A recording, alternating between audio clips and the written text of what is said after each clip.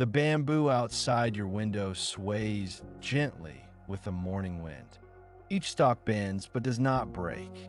It listens to the wind's whisper, accepts its movement, and then returns to stillness. You too begin this meditation with a single breath, long, quiet, unhurried. The sound of the breath is like a tide returning to the shore, washing away the sand of yesterday's worries. In Zen, we call this moment shikantaza, just sitting. Not to become anything, not to chase enlightenment, not to hold on to calmness, just to be.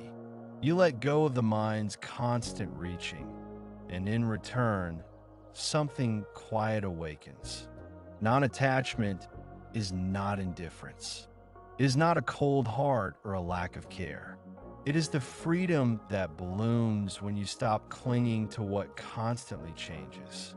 It is the warmth that arises when you see that everything, joy and pain, love and loss, flows like the river that never holds its own water. As you breathe, you begin to feel the truth hidden in simplicity. The temple bell rings somewhere in the distance, and the sound travels far across the valley.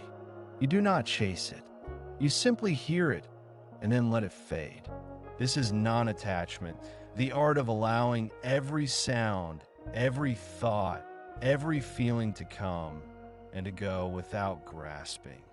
The mind loves to hold on to people, to comfort, to praise, to memories. It wants to keep things frozen in time, but in clinging, suffering is born. You know this already. The ache when something beautiful ends, the heaviness when someone leaves, the restlessness when things do not go your way. All these are the footprints of attachment.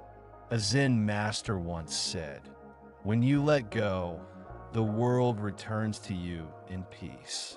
To let go does not mean to lose. It means to release your grip on what was never truly yours to keep. Outside, the morning mist begins to lift. The garden path, lined with stepping stones, glistens with dew. You walk slowly, each step connected to the earth beneath your feet. You feel the coolness of the air, the slight dampness of moss underfoot, the fragrance of incense drifting from the meditation hall. Every sense is alive, yet unburdened. This is the heart of Zen, to experience without owning. The mind says, "I like this," or "I hate that." But you simply observe the like, the dislike, the thought, the space between them. You begin to see that peace is not in control, but in surrender. A soft wind moves through the trees. The leaves do not argue with it. They dance. That dance is the essence of non-attachment. To live with grace inside change. To move as life moves. To love without the fear of loss. You breathe again, deeper this time. Notice how the body follows the rhythm naturally. No effort, no resistance. The breath enters, nourishes, and leaves. You don't need to control it, and yet it keeps you alive. This is trust, the kind that doesn't demand guarantees. It is the same trust that holds the stars in the sky and keeps the oceans from spilling over. The Buddha taught that clinging leads to suffering, but he also taught compassion, the gentle acceptance that all beings cling until they learn otherwise. So, do not judge your attachments. Just see them clearly. Notice how the mind wants to hold to thoughts, to fears, to identities, and how it softens the moment you look without trying to change anything. In this meditation, you are not asked to erase desire or emotion. You're simply invited to sit beside them, like watching clouds pass through a vast sky.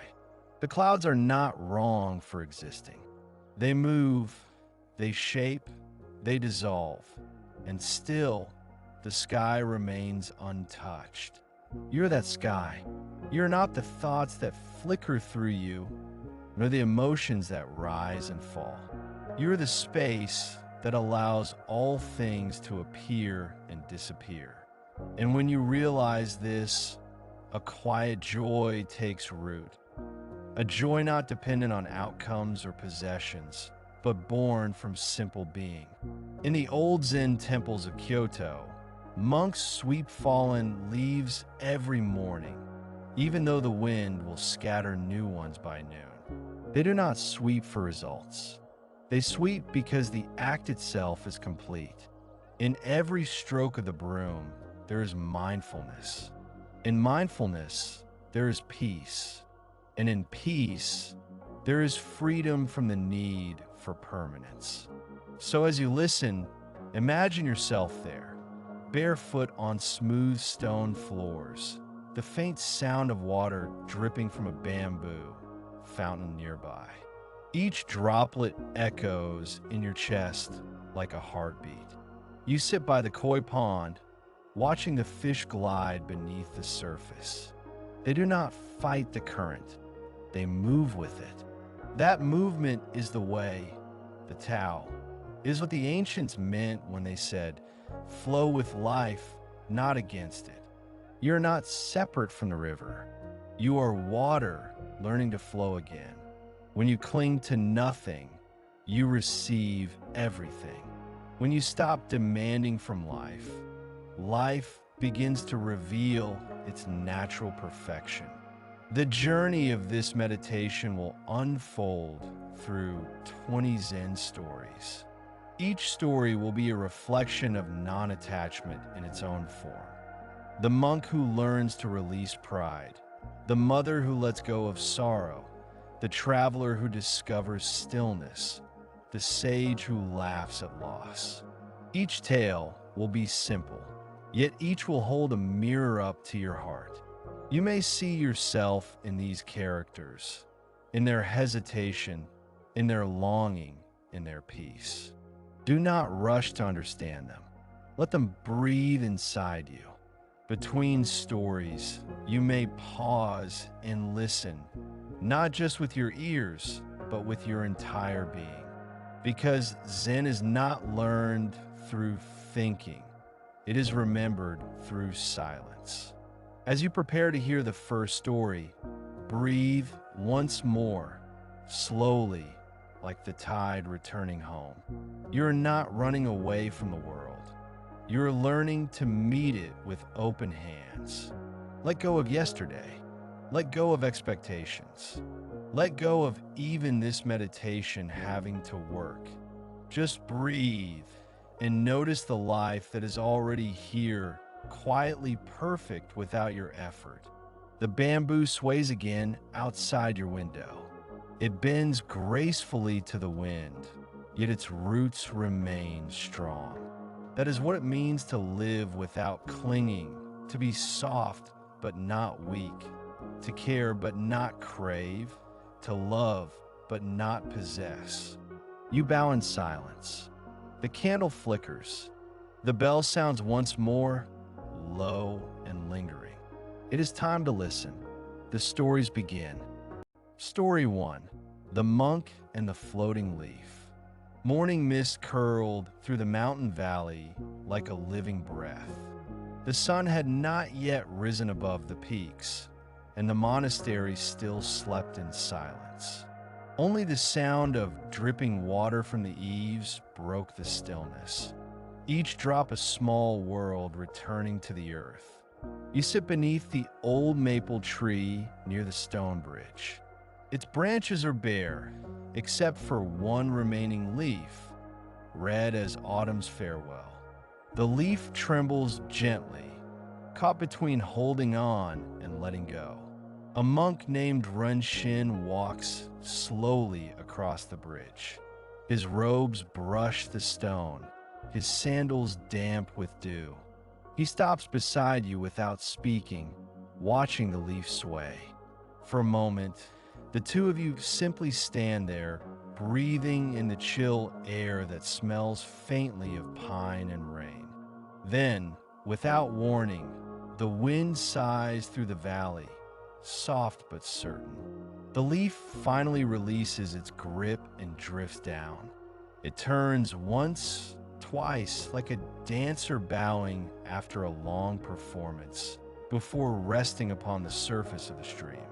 You both watch as it floats away, carried gently by the current until it disappears beneath the shadow of the bridge. Rinchen smiles faintly. So, he says, the leaf has understood the teaching. You glance at him, unsure what he means. What teaching, master? The teaching of release, he replies. All its life, it clung to the branch, reaching for the sun, drinking the rain. But today it saw there was nothing left to hold, and it let go without regret. His voice carries no sadness, only the warmth of understanding. You watch the stream ripple where the leaf vanished. It seems peaceful, you say softly. It is, Rinchen answers. But peace never came from still water. It came from a leaf's acceptance that it could float wherever the river wished. He begins walking again, motion slow and deliberate. You follow, your steps echoing faintly on the old bridge stones. Beneath, the stream whispers a quiet song. At the far end of the bridge lies the monastery garden, simple, symmetrical, filled with raked sand and stones that seem to breathe. Rinchen stops beside the pond where the koi move like slow fire beneath the water. Do you know, he says, why the Buddha called attachment the root of suffering? You remain silent, sensing he is not asking for quick answers. He continues, because when we cling, we resist life's movement. The world changes and we refuse to move with it. We hold on to what is already gone. Youth praise comfort people. We fight the river, even though the current is our home. A faint breeze moves through the reeds. The reflection of the mountain trembles on the pond's surface, dissolving for a moment, then returning as the water calms again. You watch it happen, the world appearing and disappearing, just like thoughts in your own mind. Master, you ask quietly, how do we stop clinging? Rinchen turns to you. His eyes are calm, but deep like the night sky before dawn. By seeing, he says, not by fighting, not by forcing, simply by seeing the clinging as it happens. When you see that you are holding, the grip begins to soften on its own. He kneels beside the pond and picks up a single petal that has fallen from a lotus flower. It's pale, nearly white, trembling slightly between his fingers. This petal, he says, once believed it was part of the bloom. But even the flower lets go when the season ends. Everything that begins must end. Everything that appears must fade. When you see this clearly, your heart becomes light. You stop asking the world to stay still. He lets the petal fall onto the water. It floats quietly away beside a ripple made by the koi. You close your eyes, breathing in deeply. The scent of incense drifts from the temple behind you, sandalwood and smoke fading like memory.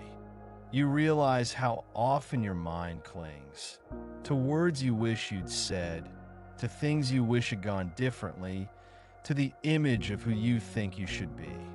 Each thought is another hand gripping the branch. And yet, the branch itself will one day disappear. The sound of a wooden bell echoes from the hall, slow, hollow, rhythmic. It calls the monks for morning meditation. Rinchen rises and begins walking toward the hall. Come, he says gently, and sit. The river of the mind also needs to flow. You follow him into the meditation hall, a space of warm wood and open silence. Rows of cushions line the floor. Candles flicker at the altar where a small statue of the Buddha sits cross-legged, eyes half closed, face serene. The monks file in quietly, each bowing before they sit. The room fills with stillness, a stillness that hums with life. You take your place beside Rinchen, crossing your legs, resting your hands gently on your knees. The air is cool against your skin.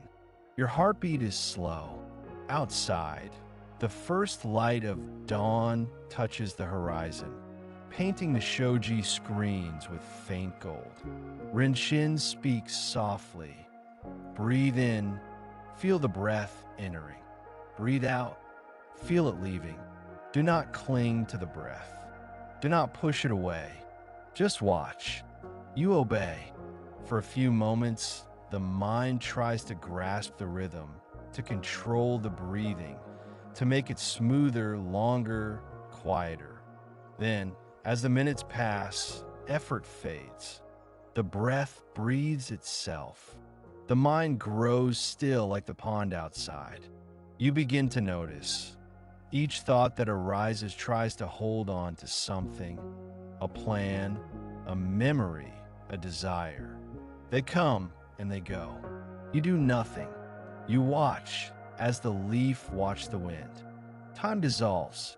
Only the sound of the bell remains, distant but clear. When it rings again, signaling the end of the meditation, you open your eyes slowly. The room glows with morning light. The faces around you are calm, open, untouched by hurry. Rinchen looks toward you and smiles. "What did you see?" he asks. You think for a moment. "I saw thoughts come and go. I saw that they were not mine." He nods. "Good. You have seen the leaf floating." You bow, and in that small gesture, something shifts inside you, a loosening. It is not dramatic, not loud. Just a quiet space where before there was tension. The space feels like freedom. Rinchen walks out into the garden again, leaving you to sit in silence. The sunlight now touches the stones, warm and gentle. The stream beyond the bridge continues its endless song. You notice another leaf fall. This time you do not reach to catch it.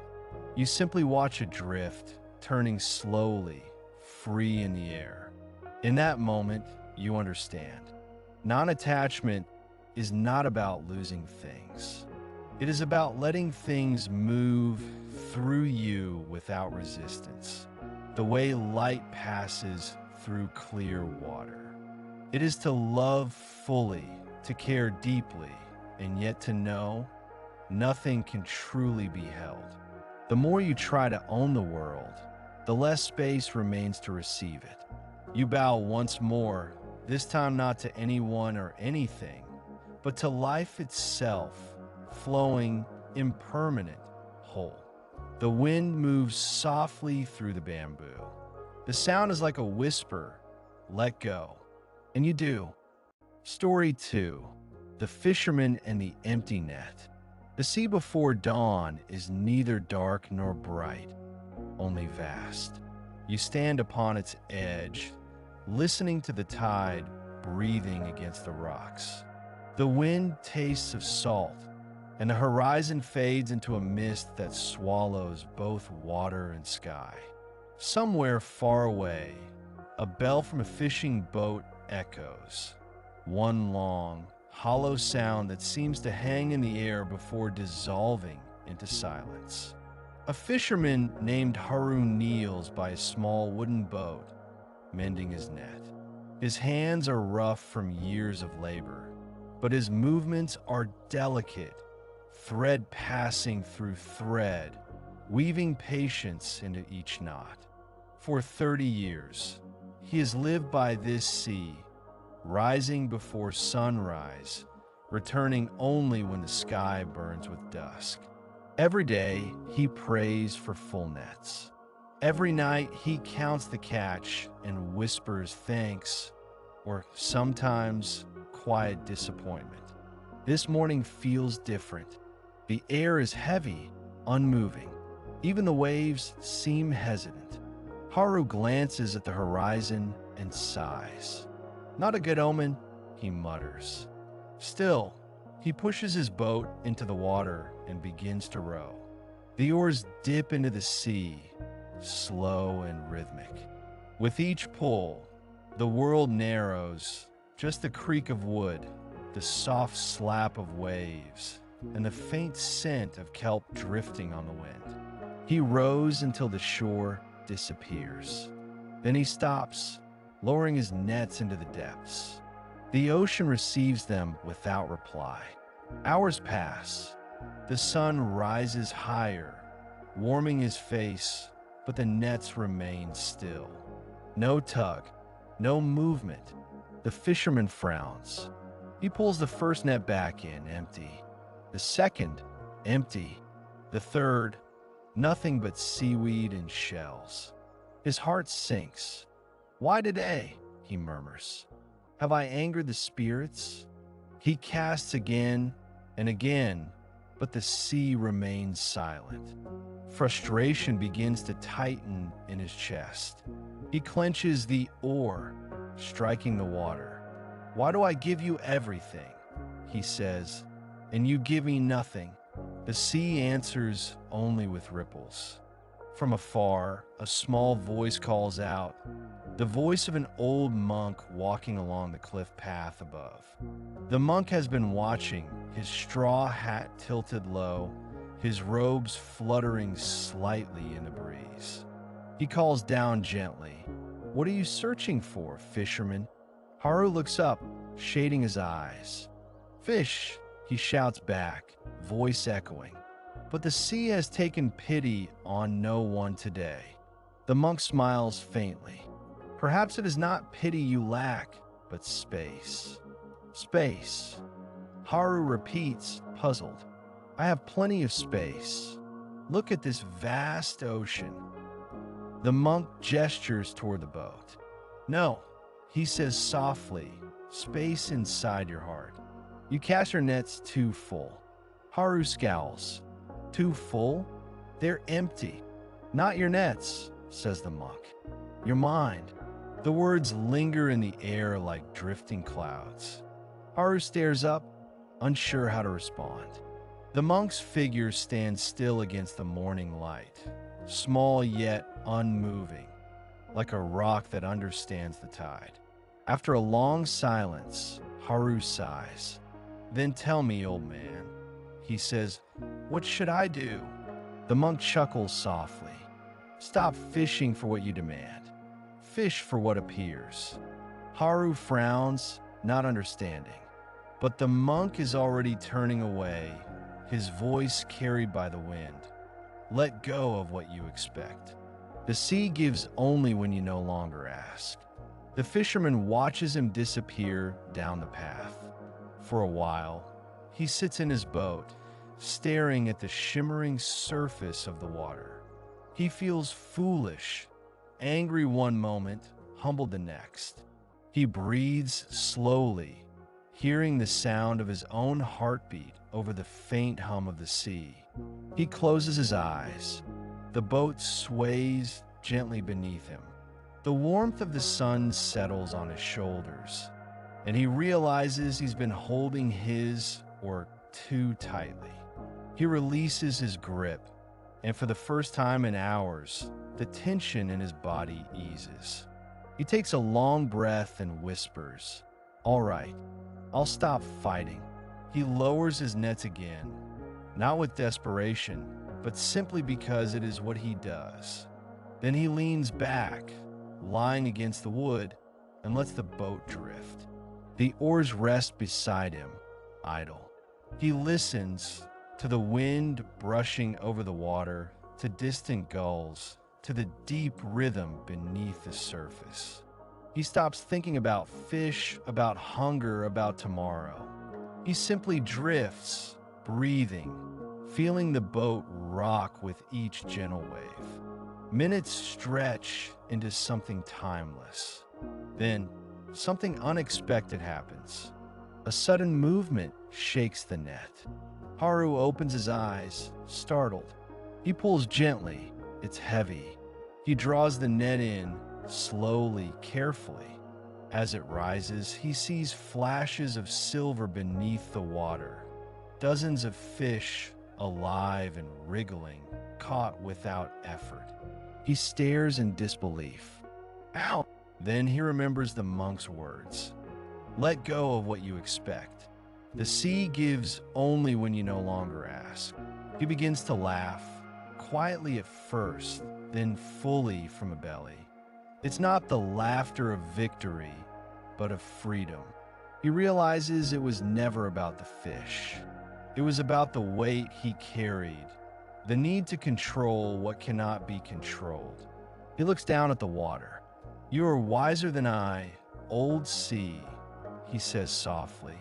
You've been teaching me all along. The wind picks up again, ruffling his hair. The waves sparkle like scattered glass in the sunlight. Haru lifts the net and releases half of the fish back into the ocean. He watches them dart away, vanishing in a blue. For you, he whispers, and for me. When he returns to shore later, the monk is waiting by the rocks. Haru bows deeply. I caught many, he says, but I kept only what I needed. The monk nods approvingly. And how did you catch them? Haru smiles. By not needing to. The monk chuckles, eyes bright. Then today, the sea was generous. Haru looks toward the waves. No, he says, today I finally listened. They stand together for a moment, silent. The sea stretches endlessly before them, as calm as breath after meditation. The sun is now fully risen, gold spilling across the surface of the water. The monk turns to leave, his robe fluttering lightly. Haru calls after him. Master, will the sea always answer like this? The monk stops, half smiling. Only if you stop asking. And then he walks away, his footsteps fading along the rocky path. Haru sits on the sand for a long time after, watching the waves come and go. Each wave rises, curls, and dissolves, born and gone in the same moment. He realizes this is how life moves, how joy, pain, love, and even failure come and go like tides. To fight them is to drown. To float with them is to live. He closes his eyes once more.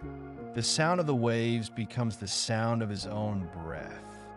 In and out, steady, peaceful. The wind brushes against his cheek like the hand of an old friend. You breathe with him now. Inhale, the smell of salt, the weight of stillness. Exhale, the heaviness of control, the need for answers. Let it drift away like a leaf on the current. Somewhere behind your eyelids, you see the sea. And in that sea, there are no nets, only water, only sky, only peace. Non-attachment is this: to act fully, yet hold lightly. To give effort, yet surrender the result. To love but not possess. To trust the ocean enough to stop rowing for a while. The tide continues its endless rhythm, arriving, departing, arriving again. You breathe with it. You float with it. You are it. And once more, the bell rings, low, distant, timeless. Story 3. The Child and the Broken Toy. Afternoon sunlight filters through the paper screens of the small village temple. Dust motes dance slowly in the beam of light, floating like tiny golden lanterns in the still air. A breeze moves through the open doors, carrying the faint sound of laughter from children playing outside. The temple bell, half hidden behind bamboo, hums softly each time the wind brushes its rim. You sit beneath the veranda, beside an old monk named Shoji. He is small, his robe faded by years of sun, his hands marked with the thin veins of age. In front of him sits a little boy, barefoot, cheeks streaked with tears. In his lap lies a small wooden toy horse, one leg broken clean off.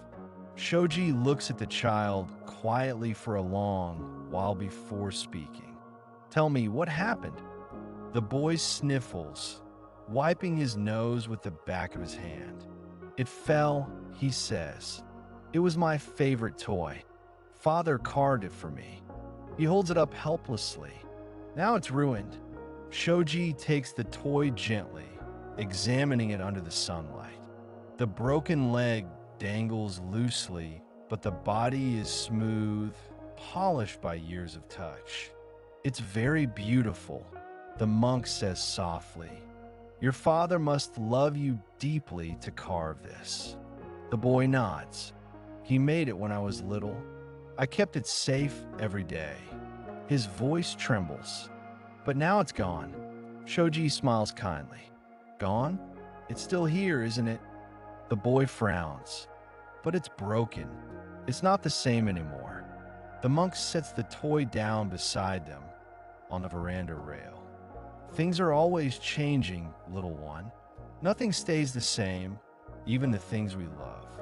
They grow, fade, or break.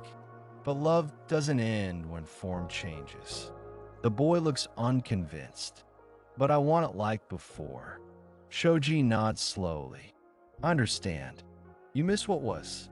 He leans back, gazing at the sunlight flickering through the leaves. "Let me tell you something. When I was young," he says, "I had a small bowl I used every morning for tea. It was given to me by my teacher. One day I dropped it.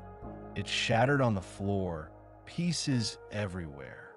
I felt pain, anger, shame. I thought I destroyed something precious."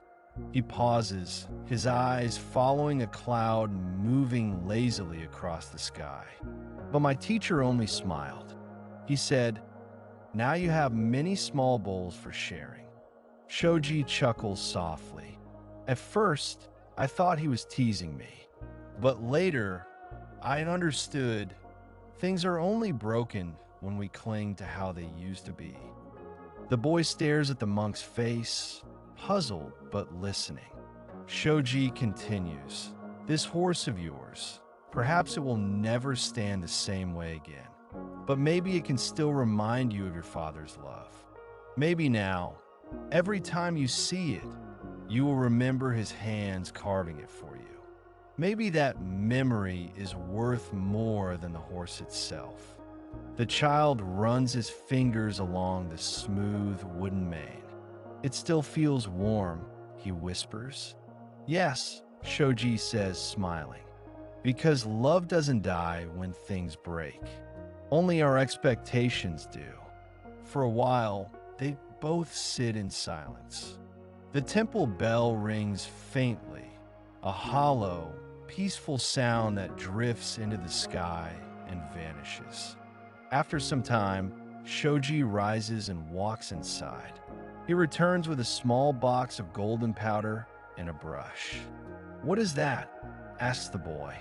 "Gold lacquer," says the monk. "When something breaks, we can mend it with gold. It's called kintsugi. It means to make the broken beautiful." He dips the brush into the golden powder, mixes it with resin, and begins to carefully trace the crack where the toy's leg once was. The boy watches in awe as the gold catches the light, turning the fracture into a shining line. Shoji's voice is calm and slow as he works.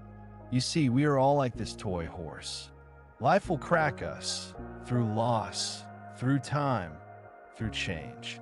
But if we mend our hearts with awareness and kindness, the places that once hurt the most can become the most beautiful. The boy tilts his head. But what if something breaks too much to fix? Shoji looks up, eyes warm. Then you learn to love what remains. He finishes the last stroke of gold, sets the brush down, and hands the toy back to the boy. The sunlight glints off the repaired leg, the line of gold like a ray of dawn running through wood. The boy smiles for the first time. It looks even better now. Shoji nods. Yes, because now it carries its story. The boy holds the toy close. I'll take care of it again. Take care, says Shoji, but do not cling. If it breaks again, that too will be all right. The child looks up, eyes wide. Even if I lose it, the monk chuckles. Then you'll gain a memory, and memories are lighter to carry than objects. They sit again in silence, the air heavy with calm. The sound of children playing outside returns, laughter like wind chimes. The boy looks out toward them, his sadness softening. He places the toy gently beside him and watches the clouds. Shoji speaks once more, his voice almost a whisper. When you stop fighting what has changed, peace finds its way back to you. The heart only hurts when it refuses to let go. The boy nods slowly. It's like when I stop crying, I can hear the birds again. The monk smiles. Exactly. Sorrow is loud, but peace is always waiting underneath it. He points toward the garden pond, where a single lotus bloom floats on the surface. See that flower? It grows in mud, yet it never becomes the mud. It opens when it's time and closes when the sun sets. It doesn't cry when a petal falls, because it knows more will come. The boy stares at the lotus, silent, breathing slowly. Then he picks up his golden-mended toy and holds it against his chest. I think I understand now, he says softly. Shoji bows his head. Good. Then take that understanding home and play again. The world still waits for your laughter. The boy stands, clutching the toy. The tears on his face have dried, leaving faint trails that shine faintly in the afternoon light. He bows awkwardly, then runs off, his small feet pattering down the stone steps, disappearing into the sunlight. Shoji watches him go, a faint smile lingering. He looks down at his hands, still dusted with gold, and whispers to himself, all things return to peace when we stop asking them to stay. You remain there with him, the sunlight warm against your face. The golden dust glows faintly on the monk's fingertips, like traces of healing left behind. You look at the lotus, floating effortlessly, and you feel the same quiet truth rise within your chest. To let go is not to lose. It is to see beauty where others see ruin. It is to hold gently, knowing all things must one day change shape. You breathe in, slow, deep, tender. The air smells of cedar and sunlight. You breathe out, releasing the heaviness that you've carried for too long. In the distance, the boy's laughter rises again. It mingles with the wind, the rustling leaves, the faint ringing of the bell. Everything is whole, even in its brokenness. A single line of gold catches the last ray of light. The temple sighs, and the world, once more, is still. Story 4. The Widow and the Teacup. Rain fell softly over the mountains. The world beyond the temple seemed to dissolve into gray mist. Every shape softened, every sound slowed. The smell of wet pine drifted through the air. A single bell rang from the meditation hall, deep and low, like the pulse of the earth. You sit under the awning, wrapped in the sound of rain. Across from you, An elderly woman kneels beside a small wooden box. Her name is Hannah. Her husband had passed away a year ago. Since then, she has come to the temple every seventh day, bringing with her the same offering, a teacup, always the same cup, always placed with trembling hands in front of the altar. The cup is plain white, cracked along one side, its rim chipped. She sets it down carefully, as though it were made of glass thin as wind. Today, when she finishes her prayer, she notices Shoji, the same old monk from the temple, watching her quietly. He bows his head. "You have come again, Hannah-san." She nods, her voice faint. "Yes, master. I brought my husband's teacup. It's the only thing left that feels like him." Shoji studies the cup for a moment. The rain's reflection ripples over its surface. "It is beautiful," he says softly, "but it looks fragile." She touches the crack gently. "He used it every morning. When he died, I could not throw it away. Each time I hold it, I feel less alone." Shoji's eyes are kind, and when you put it down, her hands tighten. "Then I feel empty again."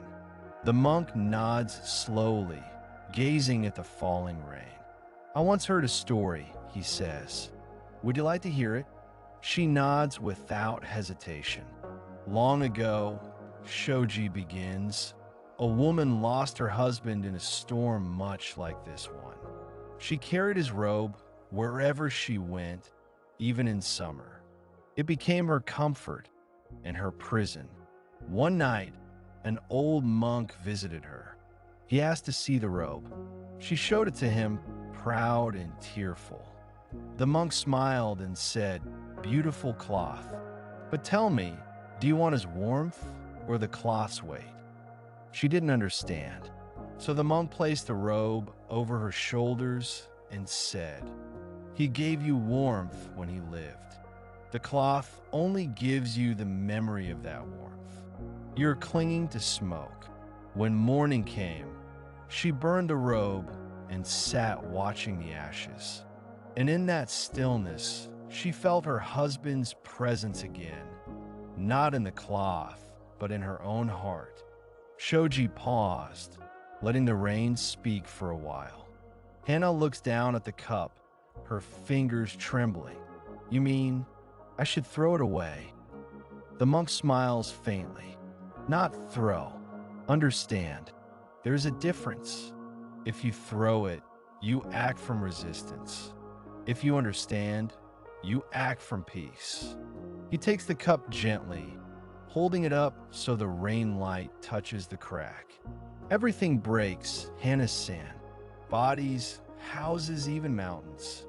But love changes form, it doesn't vanish. If you look deeply, your husband's kindness still pours through you like this rain. His presence did not end, it transformed." She watches him set the cup back down. "But it hurts to let go," she whispers. "Yes," he says, "because you believe letting go means losing. But look," he tilts the cup slightly, and a droplet of rain slides from the roof above, landing inside. The small sound echoes in the silence. When the cup is empty, he says, "It is ready to be filled again." Her eyes glisten. Filled with what? With what remains. With what you've been too full of sorrow to receive. He pours tea into the cup from a nearby pot. Steam rises, curling in the damp air. "Smell this," he says. "It's fresh leaves, picked this morning." Each one once clung to a branch. Now they release their essence by letting go. Hannah lifts the cup, the crack warm beneath her fingertips. She breathes in the aroma, earthy, alive, comforting. "He used to brew it the same way," she says, smiling through tears. Shoji nods. Then he's here in this moment, too. Not trapped in the cup, but flowing through your memory, your breath, your kindness toward others. The form changes, the truth remains. The rain begins to lighten. Mist curls around the temple steps, wrapping everything in soft silver. Shoji stands and takes a broom from the corner. Would you walk with me? They step out into the garden. The stones are wet and glistening, and puddles mirror the pale sky. Together they sweep fallen leaves, slow and steady. At first, Hannah hesitates, her back stiff, her movements uncertain. But as the rhythm takes over, she begins to match the monk's quiet pace. Each stroke of the broom becomes a breath, in out, in out. The rain stops. Only the sound of dripping water remains. Shoji looks at her and smiles. You see, even this moment ends. The rain came, and now it's gone. But the air smells clean, doesn't it? She nods, her lips trembling again. Not from pain, but from relief. It does. It really does. When they return to the veranda, the teacup still waits, half filled with cooling tea. Hannah looks at it one last time. Master, she says softly, I think I'll leave it here. Maybe another traveler will drink from it someday. Shoji bows. That would be kind. She places the cup beside the altar, this time with steady hands. I thought if I kept holding it, I could keep him near, she says. But maybe he was never far to begin with.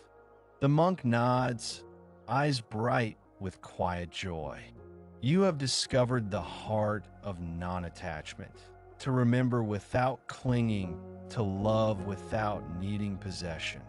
This is the truest form of devotion.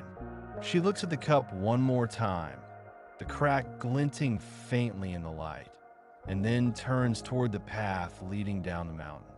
The clouds have begun to lift, revealing streaks of pale blue sky.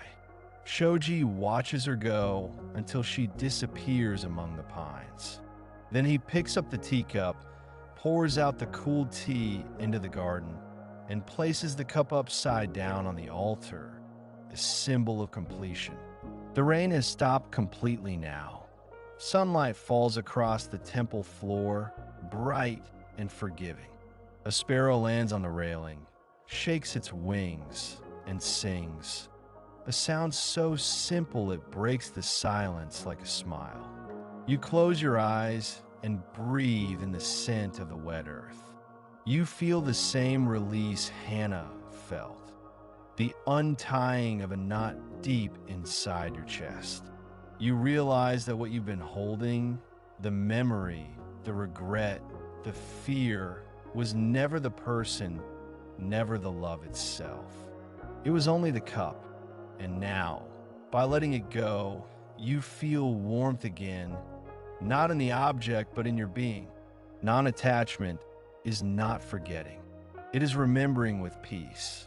It is learning to hold your memories the way the sky holds clouds, letting them pass through freely.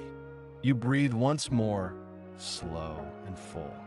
The rain has washed everything clean. In the distance, the bell rings, a single tone that lingers like a heartbeat in the vast, quiet world. And inside that sound, everything feels whole again. Story 5. The Warrior and the Falling Cherry Blossom. Dawn opens like a quiet fan across the valley, pale light brushing the temple roofs and the distant ridge of black pines. You stand beneath a cherry tree, just beginning to bloom. The air is still cool, and the petals, soft as breath, are edged with dew. A faint breeze comes from the river, carrying the crisp scent of water and stone. Somewhere in the hills, a pheasant calls once and falls silent, as if bowing to the morning. Footsteps approach along the stone path. A warrior appears at the bend, armor laced in dark cords, helm under one arm, a long sword strapped at his side. He is not old, but his eyes carry a winter that has not yet thawed. His name is Kaido. He has come a long way, up from the coastal town where banners snap above training yards and clatter echoes through the narrow streets. Here, under the mountain, he looks smaller, as if the wind could lift him. He bows to you and then to the tree, perhaps unsure which one holds the wisdom he seeks. You return the bow. The petals above you are so light that each breath almost disturbs them. Master, he says softly, I've heard this temple teaches a stillness that even battle cannot disturb. You smile slightly. We don't train for battle, you say. We train for living. He stares at the petals with a soldier's wary patience. Living is where the hardest battles are. You invite him to sit. Together you kneel on the flat stones beneath the tree. The river below mutters over small rocks, a sound like old stories retelling themselves. Kaido rests his helm beside him, its lacquer reflecting the pale sky. What brings you, Kaido? You ask. He hesitates, searching for a door inside his own chest. I have trained all my life to be unbreakable, he says at last, to hold the line, to keep control. But when I close my eyes at night, I feel the world slipping away, the strength of my body, the certainty of my rank, the faces of those I've lost. I grip harder each day, but the more I hold, the more I fear. You notice his knuckles, pale where the gloves bite. And what you fear most, you ask. He doesn't look at you. That everything ends, he whispers. That even victory is just a pause before the next loss. That one day I will open my hand and find nothing left. A breeze lifts and a single petal loosens, circling briefly. One bright moment of softness before landing on the warrior's helm. He watches it, stunned by how gently the world makes its point. You speak quietly. Impermanence is not a threat, you say. It is a teacher. It reminds us to love fully while we can, and to release when love must change its shape. His jaw tightens. Release? If I release, I become weak. On the field, those who hold win. Those who yield fall. You shake your head. In the field, rigidity shatters. Bending is not weakness. It is how bamboo survives the storm. He frowns, but he doesn't argue. The river takes a louder breath and subsides. Distantly, temple bells count the morning. 1, 2, 3, their tones floating down like lanterns. Stand, you say gently. He rises. You step out from under the tree and point to the soft slope leading toward the river, where the grass is beaded with dew. Walk as if you are carrying your father's ashes, you say, each step deliberate, each step surrendered. He looks confused, then obeys. His movements are careful, precise, the way a man approaches an unmarked grave. After 10 steps you call, now walk as if you carry a child who sleeps. His shoulders lower a fraction. The corners of his mouth relax. He walks again, lighter, but attentive, a guardian rather than a guard. Petals release and follow him, as if drawn by the difference. Now walk with empty hands, you say. Nothing to carry, nothing to prove. Let the ground do half the work. He exhales in surprise. The step finds him instead of the other way around. His eyes lift to the mountains, and the path seems to rise to meet his feet. He stops and turns. I've never walked like that, he murmurs. I always thought moving meant pushing. You nod. Impermanence carries you if you let it. Life is a current. The body yields, the heart stays awake. He returns beneath the tree and sits. His sword bumps lightly against the stone, a polite reminder of old vows. You gaze at the scabbard's worn leather. Draw it, you say. He does, careful, respectful, metal whispering from wood. The blade holds the pale morning like a ribbon of water. Hold it as you hold your rank, you say. He grips. The muscles in his forearm rise. The blade trembles a little, not from weakness, but from the effort of his refusal to let it move. Now hold it as you hold your breath when rage comes. He clamps harder. The tremble becomes a small shaking. And now, you say, hold it as you hold a cherry blossom. He blinks. You watch his fingers soften.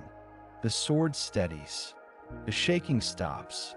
To his surprise, the line of the blade becomes truer, as if strictness clouded it and gentleness polished it bright.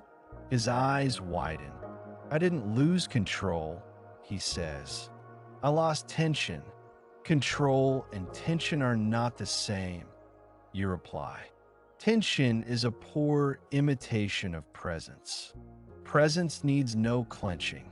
A gust comes, stronger than before. The tree answers with a shining rain of petals. They lift, swirl, and scatter, some clinging briefly to your sleeves, others fleeing into the river's careless mouth. Kaido watches, breath caught in his throat. The beauty is so simple it hurts. Master, he says, voice low, what do I do when I cannot keep what I love? You never could, you say softly. You could only love it while it was here. He looks down at the blade. A memory crosses his face. The small, involuntary wince of a man who's seen too many farewells. His voice cracks. I'm tired of burying names. You let the wind speak for a time. The river takes on a silver skin. In the upper branches, a bird calls and another answers, and then they're quiet again. Sit, you say. Let the sword rest across your knees. He obeys. The blade lies there like a river caught mid-flow. Close your eyes, you say, and breathe as if each breath is your first and last. He breathes. You guide him, in and out, slow, unforced, following the body's old intelligence. His shoulders descend, his jaw releases. A petal lands on the flat of the blade and melts its dew into a tiny bead. He doesn't see it. He can feel it. Impermanence, you say, is not only endings. It is the softness that allows beginnings. When you cling to what was, you block what wishes to arrive. When you cling to who you were, you cannot become who you are. He nods slightly, eyes still closed. But if I stop clinging, he whispers, how do I keep faith? How do I remain loyal? You mistake clinging for loyalty, you reply. Loyalty is love with open hands. It honors what has passed by living its values now. Clinging is fear dressed as devotion. He takes that in without resistance. His breath grows quieter. The world seems to lean closer, listening with him. In the distance, someone sweeps the temple courtyard. Swish, swish, swish, the sound of service repeating itself into meaning. Recall a face you lost, you say. His brow creases, then stills. Now, without holding that face in pain, let it rest in gratitude. Let your breath say, thank you for your time. Let your heart say, I continue on your behalf. His mouth softens. A single tear slips without drama. He doesn't lift a hand to chase it. He simply lets the river of the face find its own path. Open your eyes, you say. He does. The blade shines. The petal has slipped to the stone and become part of the ground. You gesture toward the cherry tree. This blossom fell, you say. Do you love the tree less because one petal left it? He shakes his head. Do you love the petal less because it no longer hangs above you? He frowns, then smiles a little. No, then love is larger than position. You say, it is not there or here. It is everywhere you are willing to recognize it. He sheathes the sword. The quiet click is a respectful bow. I thought strength was to hold, he says. But I'm beginning to understand. Strength is to receive. You rise in motion for him to follow. Together you walk to the river's edge. The current is gentle but undeniable. A cluster of petals gathers in an eddy, then drifts free when the circle decides to open. Place your hand in the water, you say. He kneels, plunges his palm, and looks questioning. Now keep the water, you say. He laughs despite himself, watching the river slide between his fingers. His palm lifts dripping and empty. I can't. No, you say, but you can feel it. You can drink it. You can be cleansed by it. You can carry its memory and its lesson. The river was never yours to keep. It was yours to meet. He stays kneeling, eyes on the drift. And when my strength fades, let it go when it goes, you answer. Then you will discover a strength that does not belong to the body. The strength of a heart that refuses to harden and a mind that refuses to cling. The sun lifts higher. The petals glow almost white against the water. A kingfisher draws a blue line across the morning and vanishes behind reeds. You step back from the bank and motion him to join you beneath the tree once more. Take this with you, you say. In training, release the victory you fantasize about and attend to the step you are on.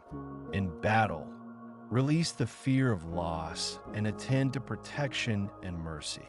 In grief, release the past's grip and attend to the love that remains. And every day, release the identity that feels safest and attend to the presence that is truest. He bows deep and unhurried. Master, what is the practice when fear returns? Return with it, you say. Breathe. Name it softly. Fear is here. Then ask what it is trying to protect. Thank it, and resume your step. He stands very straight now, but in a way that bends where it must. The armor looks less like a shell and more like clothing. He slides the helm under his arm and smiles toward the tree as another brief snow of petals falls. You rest your palm against the rough trunk. Do you know why cherry blossoms touch the heart? You ask. He shakes his head. They never pretend to last, you say. They teach beauty without bargaining. He closes his eyes for a breath, bows to the tree, and then to you. I will carry this lesson, he says. Do not carry it, you answer. Live it. Let it carry you. He laughs once, a quiet sound like a door opening. He turns toward the path, and you watch him go, armor whispering, steps unforced, a man disciplined enough to release his discipline when it becomes a cage. The river continues, uncorrected by any wish. The blossoms release themselves into it, brilliant and brief. You remain beneath the tree a while longer, listening to wind pass through 1,000 small flags of pink, each one saying the same word in its own way. Now, you breathe with that word. Inhale, freshness, brightness, the sting of morning air. Exhale, the history you can't keep, the identities you don't need. the names you love without owning. Your belly softens, your shoulders lower. A bell rings from the hall. Just once, the sound stretching until it becomes silence again. Impermanence is not an enemy to defeat. It is the gate through which freedom enters. And as the last petal of the moment lands quietly at your feet, the world settles into its original stillness, alive, unheld, complete. Story 6. The Potter and the Empty Bowl. The morning air smells faintly of clay and rain. Inside a small workshop by the river, a potter sits before his wheel. The room is simple, shelves lined with bowls, cups, and vases, each one slightly different. Some perfect, others chipped, some still unglazed. Light filters through a bamboo screen, scattering soft patterns across the floor. The potter's name is Run. His hands are stained from years of shaping earth into form. He has spent his life in this rhythm. Press, spin, release, listening to the quiet voice of the clay. But today, something in him trembles. On the workbench rests a bowl he cannot finish. Its shape collapses every time he touches it. He remolds, wets his hands, tries again, but the clay sags under its own weight, defying his will. Frustration burns in his chest. He mutters to himself, "Why won't it hold? I've done this 1,000 times." Outside, the river moves endlessly, the same river that carried the water he uses for his clay. He can hear it, steady, unconcerned with his struggle. A knock at the door breaks the silence. A monk, old, thin, smiling faintly, steps inside. His robe is damp at the hem. His name is Shoji, the same gentle monk who has guided so many travelers before. Rin bows quickly. "Forgive me, master. The shop is messy." Shoji looks around and chuckles. It looks alive. Mess is the signature of creation. Rin sighs, gesturing toward the lump of clay. Except today, creation refuses to happen. I've tried since sunrise, but this bowl collapses again and again. Shoji steps closer. "Show me," he says. Rin centers the clay on the wheel, wets his hands, and begins to spin. The wheel hums softly. His fingers rise carefully, coaxing the clay upward, but halfway through, the wall leans, tilts, and folds. The bowl caves in on itself like a lung without breath. Rin groans. "You see? It's useless." Shoji tilts his head. "Why do you call it useless?" "Because it failed," Rin replies sharply. "It won't take shape." Shoji nods. Maybe it took the shape it needed. Rin frowns, wiping sweat from his brow. A broken bowl is no bowl at all. The monk picks up a fragment of dried clay from the floor, turning it between his fingers. "This earth," he says, "was once part of a mountain. Then rain wore it down, rivers carried it, and time softened it into this. Do you think the mountain mourned losing its form?" Rin shakes his head. "Mountains don't think." Shoji smiles. "Neither does the clay. Only the potter does." He walks to the wheel and touches the wet clay lightly. "Perhaps your hands are too heavy with wanting. The clay feels your desire to control it." Rin looks down at his hands. They are tense, rigid. "So I should stop caring?" "Not stop caring," Shoji says. "Stop clutching." He gestures to the shelves filled with finished pots. "You've already learned how to shape the clay. Now you must learn how to let it shape you." Rin frowns, uncertain. "Let it shape me." Shoji nods. "Every bowl you make teaches you impermanence. It begins as earth, becomes form, holds water or rice, then breaks, returning to earth again. The wheel spins, and so does life. You think you're the maker, but you're also being made. Rin sits quietly. The rain outside grows softer, blending with the sound of the river. But if I don't aim for perfection, he says, how can I call myself a craftsman? Shoji smiles. Perfection is the shell of ego. Beauty lies in presence. A true bowl doesn't hold rice, it holds space. Rin looks puzzled. Space. Yes, the monk says gently. What makes a bowl useful is not its clay, but its emptiness. Without emptiness, there is no room for what nourishes. Without letting go, nothing can enter. The potter stares at the failed bowl. For the first time, he sees it differently, not as a mistake, but as an offering. The collapse left a small hollow deeper than before, as if the clay had bowed in humility. Shoji sits cross-legged beside the wheel. Try again, he says softly, but this time, don't make a bowl. Let the clay show you what it wants to become. Rin hesitates, then closes his eyes. He breathes, slow, deep, deliberate. When he opens them, he sets his hands lightly on the clay, not commanding, just listening. The wheel begins to turn again, and his hands move with it, gentle, following, adjusting. The clay rises. It wobbles, dips, but this time he doesn't correct it harshly. He lets it breathe. He allows the imperfection to live. When he stops the wheel, the bowl is uneven, slightly off-center. Yet somehow it feels alive, as if the river itself had shaped it. Shoji's eyes glow with quiet joy. There, he says, a bowl that knows freedom. Rin studies it. It's not perfect, he murmurs. Shoji chuckles. Perfection is the fear of falling apart. Life's beauty lies in the curve that leans toward change.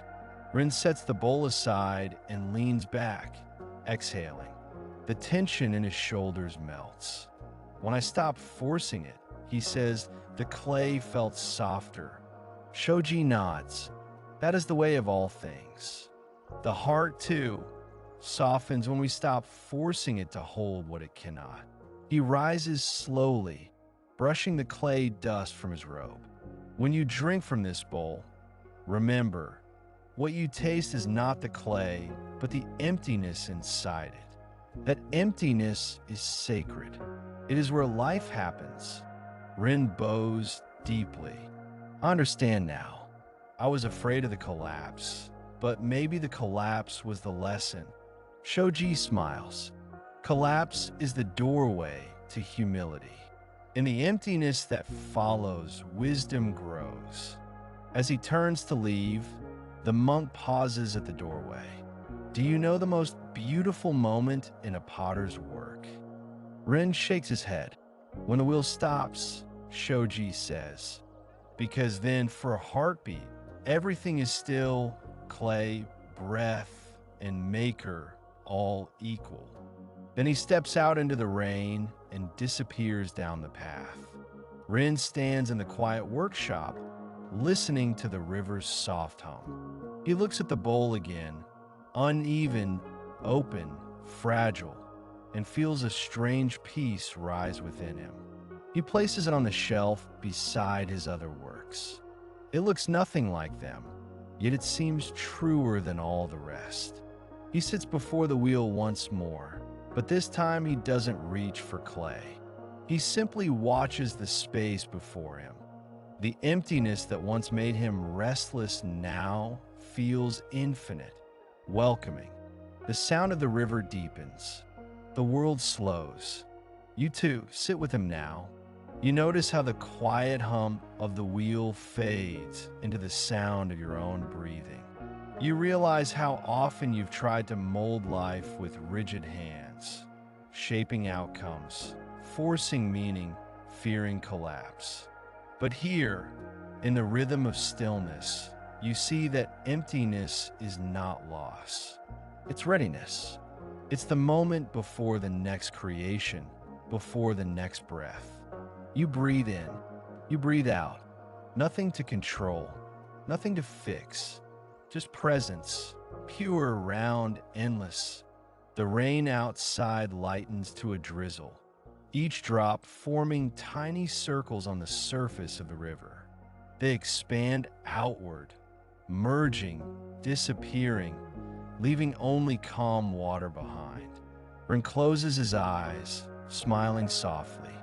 The bowl is complete, he whispers, even before it was made. And in that quiet truth, the wheel of life continues to turn, not demanding, not clinging, only spinning in peace. Story 7. The Traveler and the Locked Gate. The path wound through mist and cedar trees, narrow and quiet as breath. You hear only the crunch of gravel underfoot and the steady hum of cicadas hidden somewhere in the branches. Morning light filters through the canopy, painting shifting patterns across the earth, patterns that vanish with each gust of wind, just like thoughts that never stay. A traveler walks ahead of you, cloak damp from the night dew. His name is Yuri. His sandals are worn thin from months on the road, and his pack hangs heavy on his back, stuffed with maps, food, and fragments of dreams he refuses to leave behind.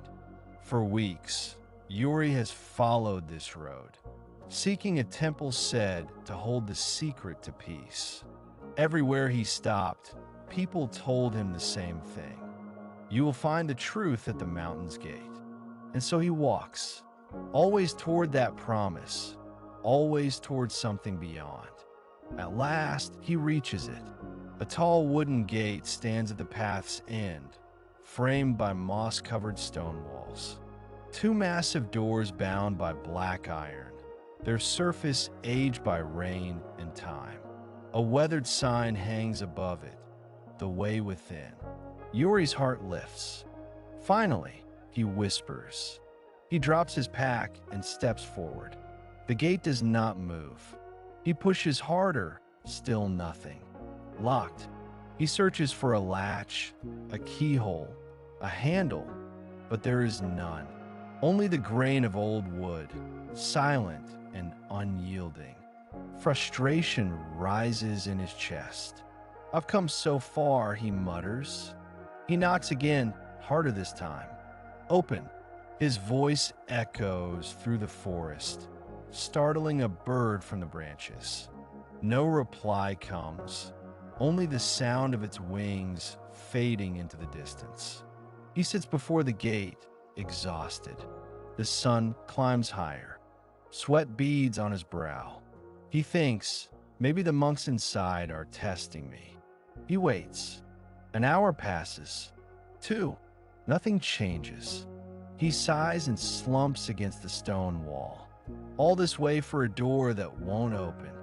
Just then a voice drifts from behind him. Calm, amused, familiar. Most doors do not open when we keep pushing the wrong way. Yuri turns. A monk stands a few steps behind, holding a bundle of firewood. His robe is plain, his eyes bright as morning water.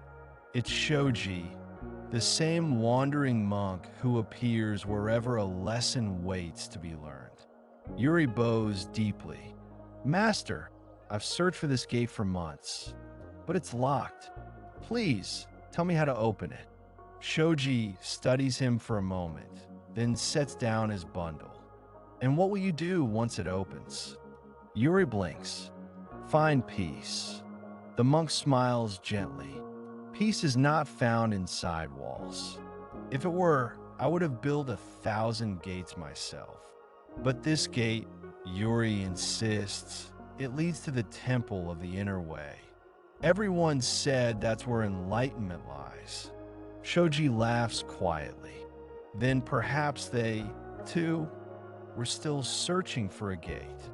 He walks closer, running his hand over the wood. Tell me, traveler, why do you want enlightenment? Yuri hesitates. Because I'm tired of suffering, of worrying, of feeling lost. Shoji nods. Then you want an end to suffering, not enlightenment. Enlightenment does not end suffering. It changes your relationship with it. The traveler frowns. But I've done everything right, studied the text, meditated, fasted, prayed. Why can't I enter? Because, says Shoji, you still believe there's somewhere else to enter. He points to the gate. Look again. Yuri looks. The wood gleams faintly in the sunlight. He notices something he hadn't before. There's no lock. No hinge on this side at all. Shoji steps beside him. You have been pushing, haven't you? Yuri nods. The monk chuckles. Then perhaps it opens the other way.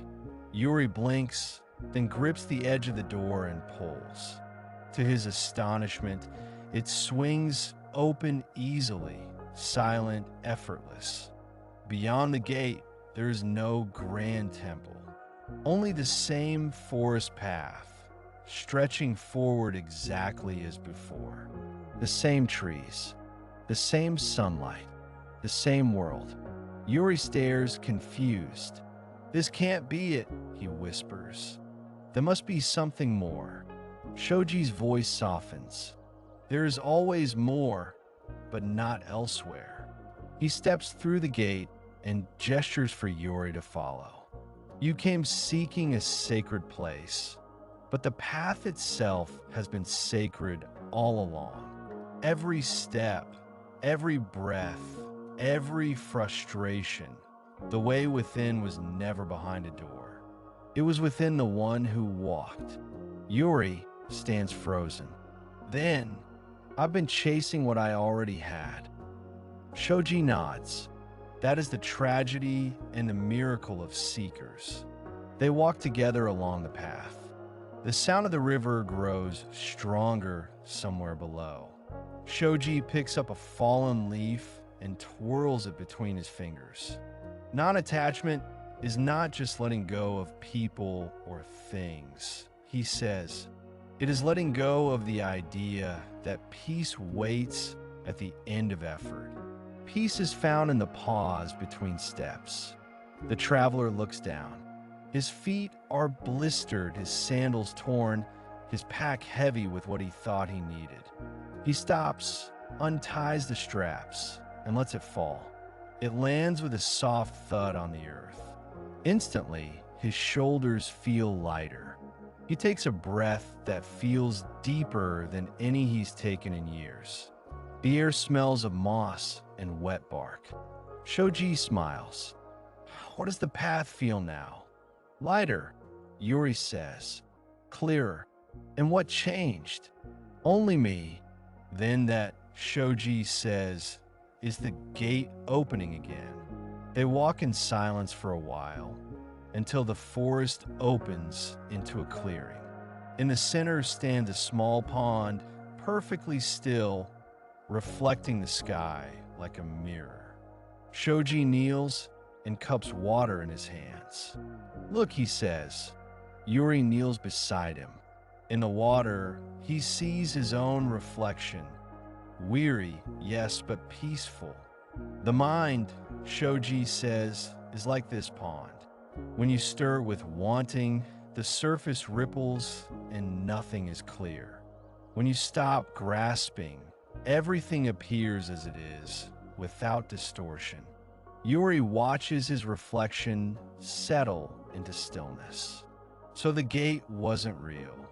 Oh, it was real, Shoji says. But it was never meant to keep you out. It was meant to show you how much you push. He lets the water slip from his hands. The moment you stop forcing the door open, it opens itself. This is the way of the heart, the mind, and the world. Yuri sits quietly, letting the words sink in. The wind moves through the tall grass, bending it gently, leaving nothing broken. After some time, he asks, "What should I do now?" Shoji rises, gathering his bundle again. "Walk. Eat when you're hungry. Rest when you're tired. Help those who cross your path. If you must pray, let it be through presence." In the temple, Yuri asks. Shoji smiles. "Wherever you stand with awareness, the temple stands with you." The monk turns to leave, his figure melting into the trees. Yuri stays by the pond a while longer, watching the sunlight dance across its surface. The reflection of the gate shimmers faintly in the distance. Open now, meaningless, perfect. He feels no need to return, no need to hurry. He lies back on the grass, eyes half closed, listening to the wind move through the branches. He realizes how much of his life he has spent running toward the next thing, believing peace waited at the top of another mountain, beyond another door. Now, for the first time, he is not going anywhere. You breathe with him now, slow, steady, free. Each breath opens something inside you. The weight you've been carrying, the striving, the fear, the expectation loosens. You understand there is no gate to peace.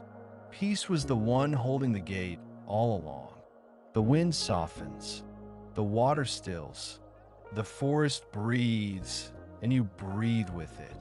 The path continues, endless, ordinary, divine. You stand at its beginning and at its end at the same time. The way within has no locks, only open doors disguised as struggle. And somewhere deep in the forest, a temple bell rings, not to summon you forward, but to remind you, you have already arrived.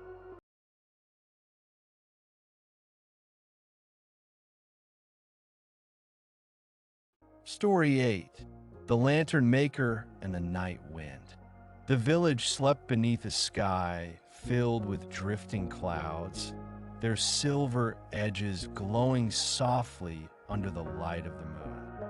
Down by the narrow riverbank, a small shop still glowed faintly, a pool of golden warmth in the quiet night.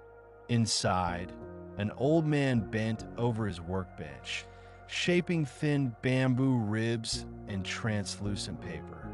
His fingers moved with the precision of a musician tuning strings. His name was Akio, the Lantern Maker. For 60 years, he had built light into form. His lanterns floated down rivers during festivals, hung outside temples, and lit countless homes across the valley. But tonight, his hands trembled slightly, not from age, but from the thought that this might be his last lantern. Beside him sat his granddaughter, May, barely 12 years old, watching every motion with silent devotion. "Grandfather," she whispered, "why are you making only one lantern tonight? The festival needs many." Akio smiled gently, without looking up. "This one will be enough." She tilted her head. Enough for what? For saying goodbye. The wind outside stirred the chimes hanging by the door. Their sound was soft and clear, like the echo of time itself. May frowned. Goodbye to who? Akio finally looked up. His eyes were calm, reflecting the flame of the small oil lamp. To the lanterns themselves, perhaps, he said, or to my need for them. She didn't understand. You're going to stop making them? He nodded slowly. Yes, it's time to let my craft go. She stared at him in disbelief. But why? You love making them. I do, he said softly. But even love can become a chain if you can't release it. He dipped his brush into the bowl of glue and traced a smooth line along the bamboo frame. The paper shimmered in the lamplight as he attached it, breath slow and steady. May sat beside him, chin resting on her knees, eyes wide with both curiosity and confusion. "Grandfather," she asked, "how can love be a chain?" Akio smiled faintly. "When you cling to what gives you joy, you fear losing it. That fear darkens the joy itself." He lifted the half-finished lantern toward the light. "I began making these when I was your age. I thought I was building beauty. But over time, I began building identity. People would bow and say, 'There goes Akio, the lantern master.'" He looked at his wrinkled hands. "Then one day, I noticed something missing. I was no longer shaping light. I was shaping reputation." May frowned. "But isn't it good to be known for something beautiful?" "It is," he said, "until you forget that beauty belongs to no one." He dipped his brush again, painting a thin line of gold along the rim. "Each lantern I made was meant to drift away, to light a path for others, not to stay here with me. Yet every time one floated downstream, a small part of me wished to follow, afraid it would glow better than the last." May thought quietly. "You're letting go to find peace?" "Yes," Akio said, "to remember why I began, to create without needing to keep." When the lantern was finished, it was unlike any he had made before. Instead of bright red or festive orange, it was white, pure and plain, like a blank page. At its center, he painted a small golden circle, no larger than a coin. May touched the circle lightly. "What does it mean?" "It means nothing," Akio said. "And because it means nothing, it can mean everything." He placed the lantern gently on the table and lit the small candle inside. The paper glowed softly, the light shifting like breath under silk. The glow filled the workshop, reaching every corner, painting even the dust motes in gold. "Come," he said, "let's take it to the river." They stepped out into the cool night. The moon floated behind a thin veil of cloud, and the sound of the river was a whispering lullaby. Akio's steps were slow but sure. May followed, clutching the lantern in both hands. When they reached the water's edge, he took it from her and knelt. The current shimmered faintly, moving as it always had, patient, timeless. May crouched beside him. "You sent so many lanterns down this river. Why does this one feel different?" "Because this one carries my need to make more," he said quietly. "When it drifts away, so will that need." He lowered the lantern onto the surface. For a moment, it rocked gently, then steadied. The candle inside flickered once and caught its rhythm. Together they watched it drift downstream, the light growing smaller with each ripple. The wind shifted, and the reflection of the moon trembled across the water. May's voice broke the silence. "Aren't you sad, grandfather?" He smiled. "I am, but the sadness feels light, not heavy, like a bow to something I love, not a chain pulling me back." They stood for a while longer, watching until the lantern became just another star upon the moving water. After a long silence, May said softly, "I think I understand. The lanterns aren't yours once they float away." Akio nodded. "And that's what makes them light." The night wind picked up, cool against their faces. The chime by the door sang again from far behind them, carried faintly through the still air. "Do you know why lanterns shine brightest in the dark?" he asked. She shook her head. "Because they do not fight the darkness," he said. They accept it. They let the night surround them, and in return, they glow without fear. He turned to her and smiled. When you grow up, may whatever you create, a poem, a song, a friendship, let it go when its time comes. Don't hold on too tightly. The world needs light that can move freely. She nodded slowly, the lesson sinking deep, more felt than understood. They walked back in silence. The village was still. Only the faint reflection of the moon rippled in the puddles along the path. At the door of the workshop, Akio paused and looked back toward the river. "Listen," he said. May tilted her head.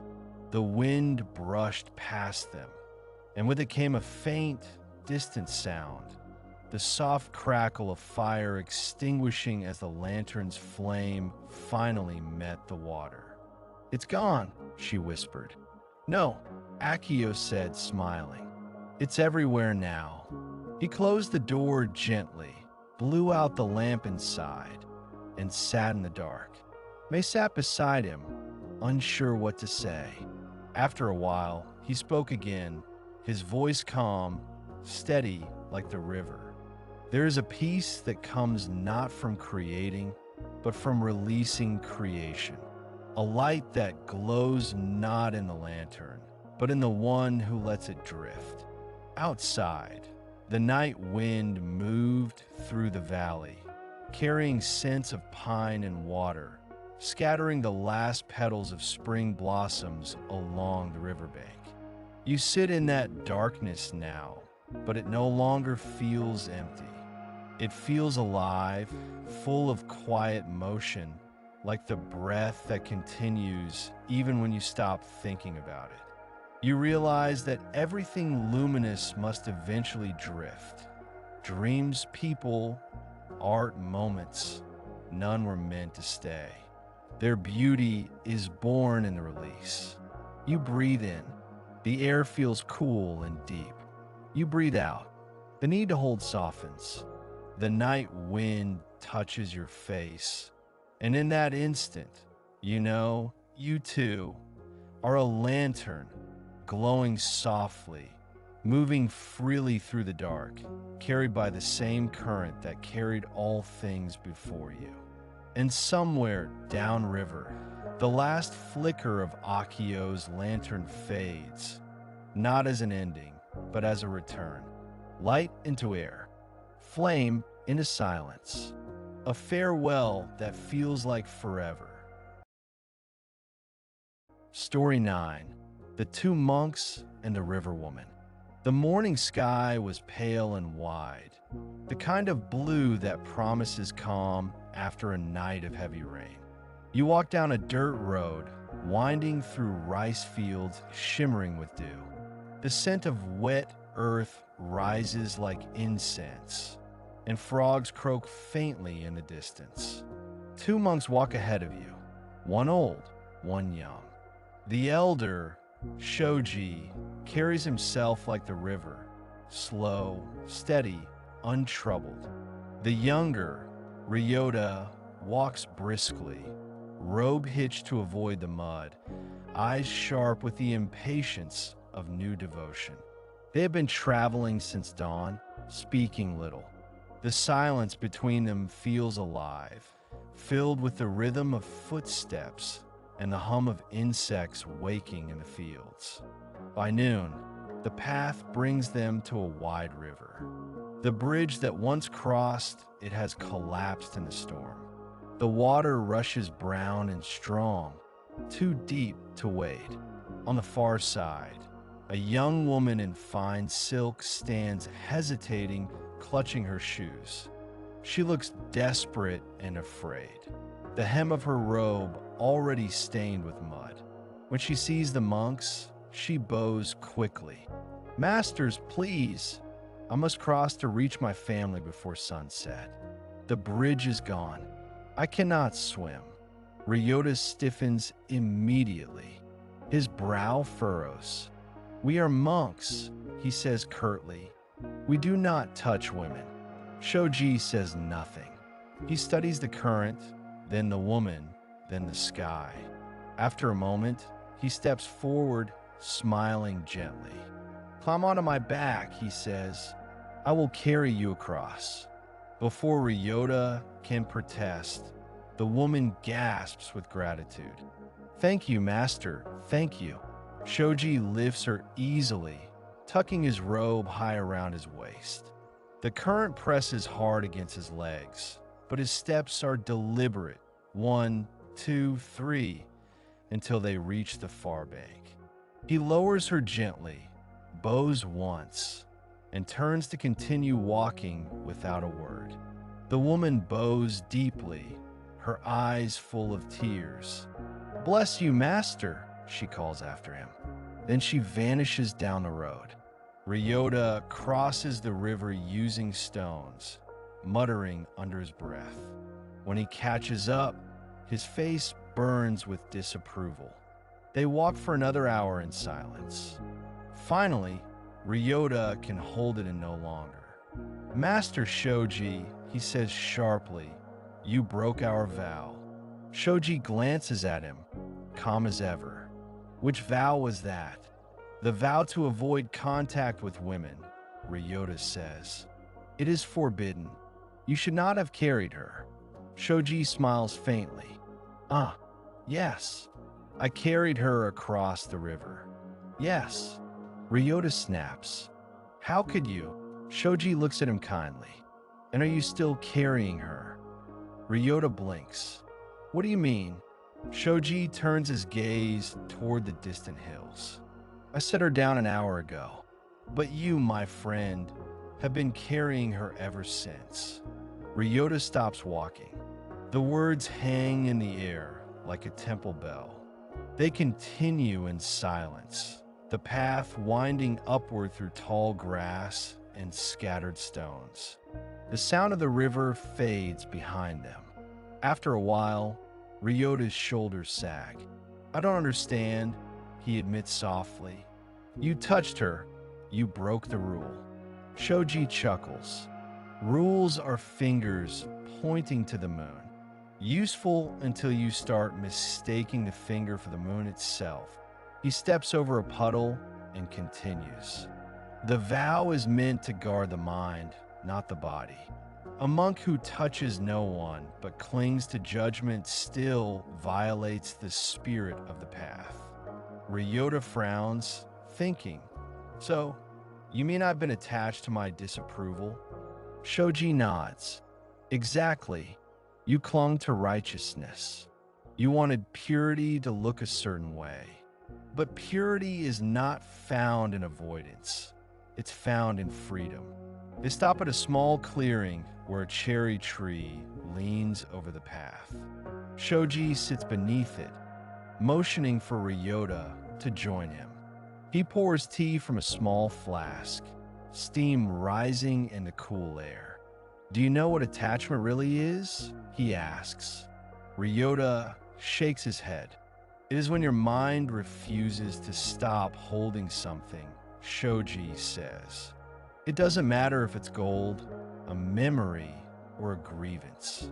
As long as you hold it tightly, it owns you." He hands Ryota a cup of tea. "Even rules can become chains.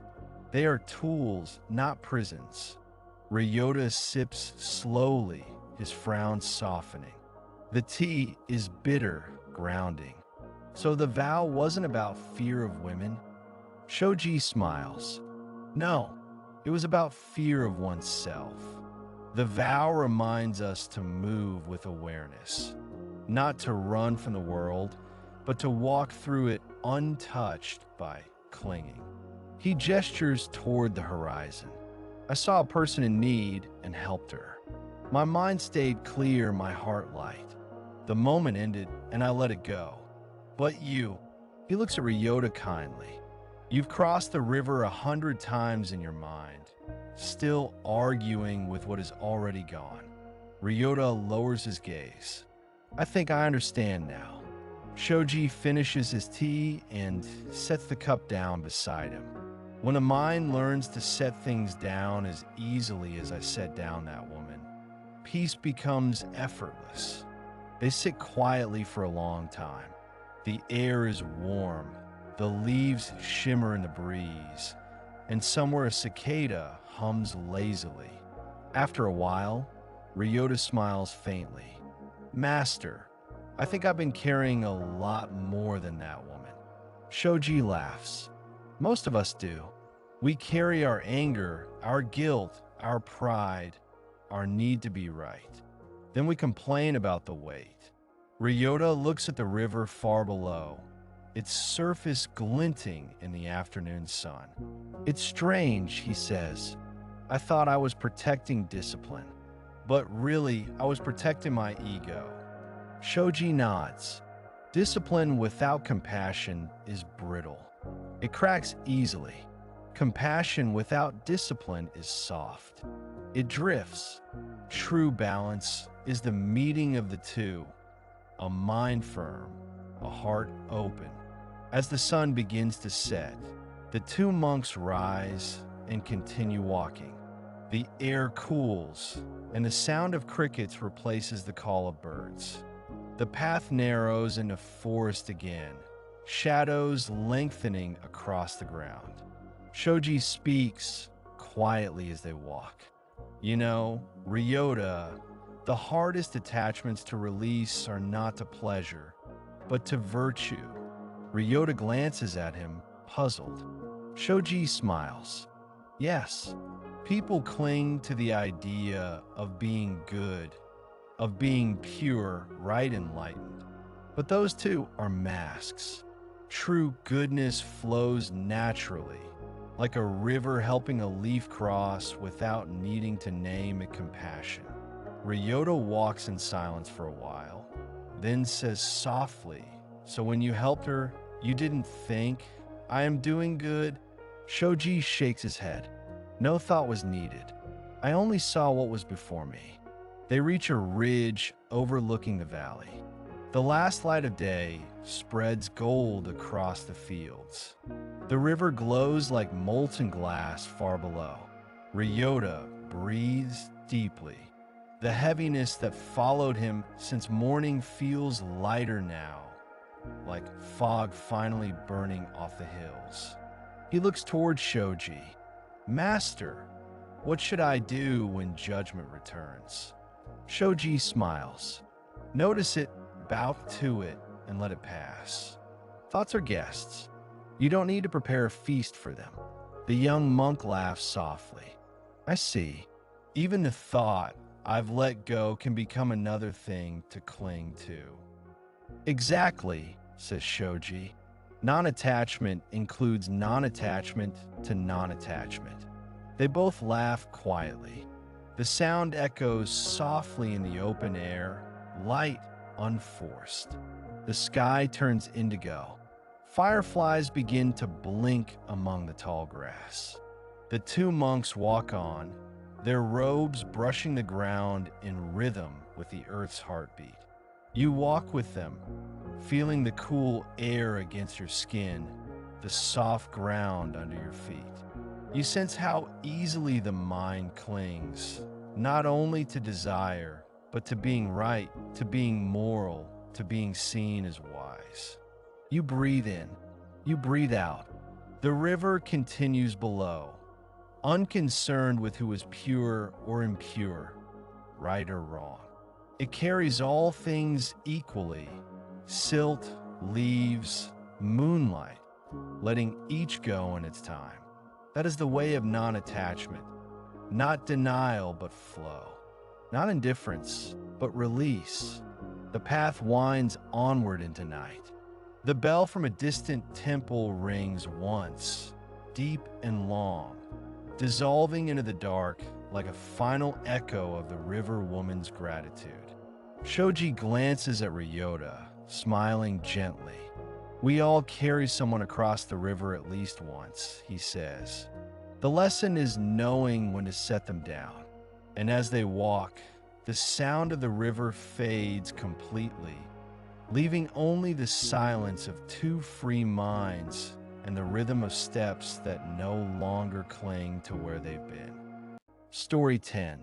the farmer and the storm. The sky was heavy with summer clouds, thick and gray like wool. You could taste the storm before it came.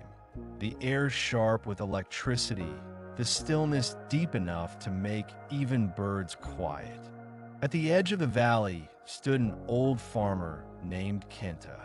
His land spread wide, golden with rice and barley, the work of his hands and back for 40 years. He stood barefoot in the field, gazing at the sky, knowing what the clouds meant. His neighbor ran up the road, shouting, "Kenta, the storm's coming fast. You must cover your crops." Kenta smiled faintly, his eyes never leaving the horizon. "There's no covering a storm," he said. The neighbor frowned. "But you'll lose everything." Kenta shrugged. If the storm takes it, it was never mine to keep. Then he turned and began to tie down what he could. Loose tools, a basket of grain, a few bundles of straw. But the fields themselves he left untouched, trusting them to endure what they must. By the time the first drops fell, the world had darkened to twilight. Wind bent the trees like reeds. Rain came sideways, fierce and cold. The field shuddered under it, stalks thrashing, soil loosening, water pooling in the furrows. Inside his small hut, Kenna lit a single lamp. Its flame wavered but did not go out. He sat cross-legged on the floor, listening to the roar of wind and the drumming of rain. Each sound seemed alive, vast, uncontrollable. A younger man might have cursed or prayed for mercy. Kenna only breathed, steady and slow. He whispered, "Storms have their work too." By midnight, the storm was at its peak. Lightning split the hills in white veins. Thunder followed, shaking the earth. Through the window, Kenna saw the field drown in flashes of light. Beautiful, terrible. He poured himself a cup of tea, though the water trembled in the bowl. "Just watch," he told himself. "Do not resist. Let it be what it is." The storm raged until dawn. When silence finally came, it was thick and strange, like the pause between heartbeats. Kenna stepped outside. The world smelled of wet earth and ozone. The field was wrecked. Half the crop had fallen. Some sections lay underwater, others torn away completely. He walked among them, bare feet sinking into mud. The destruction was undeniable. Yet, as he looked closer, he saw something else. Here and there, small green shoots still stood upright, glistening in the morning light. The strong had bent and survived. The weak had returned to the soil. He knelt and pressed his hand to the ground. It was warm beneath the mud, alive. Later that morning, his neighbor came again, shaking his head. "You were foolish, old man. You should have built higher walls. Look how much you've lost." Kenna smiled gently. "And you?" "My fields are untouched," the neighbor said proudly. "I covered them before the rain came." Kenna nodded. "Then I'm happy for you." But the neighbor hesitated. "Still, I don't understand how you can be so calm. Aren't you angry?" Kenna looked out over his land, ruined in parts, shining in others. "I was angry once years ago. A smaller storm destroyed my crop, and I shouted at the sky for stealing my work. But the next season, the soil was richer from all it took. That's when I learned storms give as much as they take." The neighbor frowned. "You talk like a monk." Kenna chuckled. "No, just an old man who's lived through enough storms to stop fighting them." As days passed, the water receded. Where destruction had been, new life began quietly. Seeds that had been buried deep sprouted unexpectedly, nourished by the loosened soil. Kenna walked his fields every morning, hands behind his back, humming softly. He never hurried, never complained. His neighbors whispered that he was strange, too calm for a man who had lost so much. One evening, a group of young farmers came to him, frustrated. "Master Kenta," one said, "we don't understand how you accept such loss. Don't you care? Doesn't it hurt?" Kenta smiled, motioning for them to sit under the eaves. The sunset painted everything gold. He poured tea for each of them, his movements unhurried. "When I was your age," he said, "I believed control was the same as care. I thought if I worked hard enough, the earth would obey. But the earth has its own rhythm." He sipped his tea. "To live with the land, you must stop trying to conquer it. You plant, you nurture, and then you bow to what comes. Whether it's harvest or ruin, both are part of the same teaching." One of the young men frowned. "And what teaching is that?" Kenna's eyes softened. "That nothing belongs to us. Not the crops, not the seasons, not even the breath we take. All are gifts borrowed from the great current of life.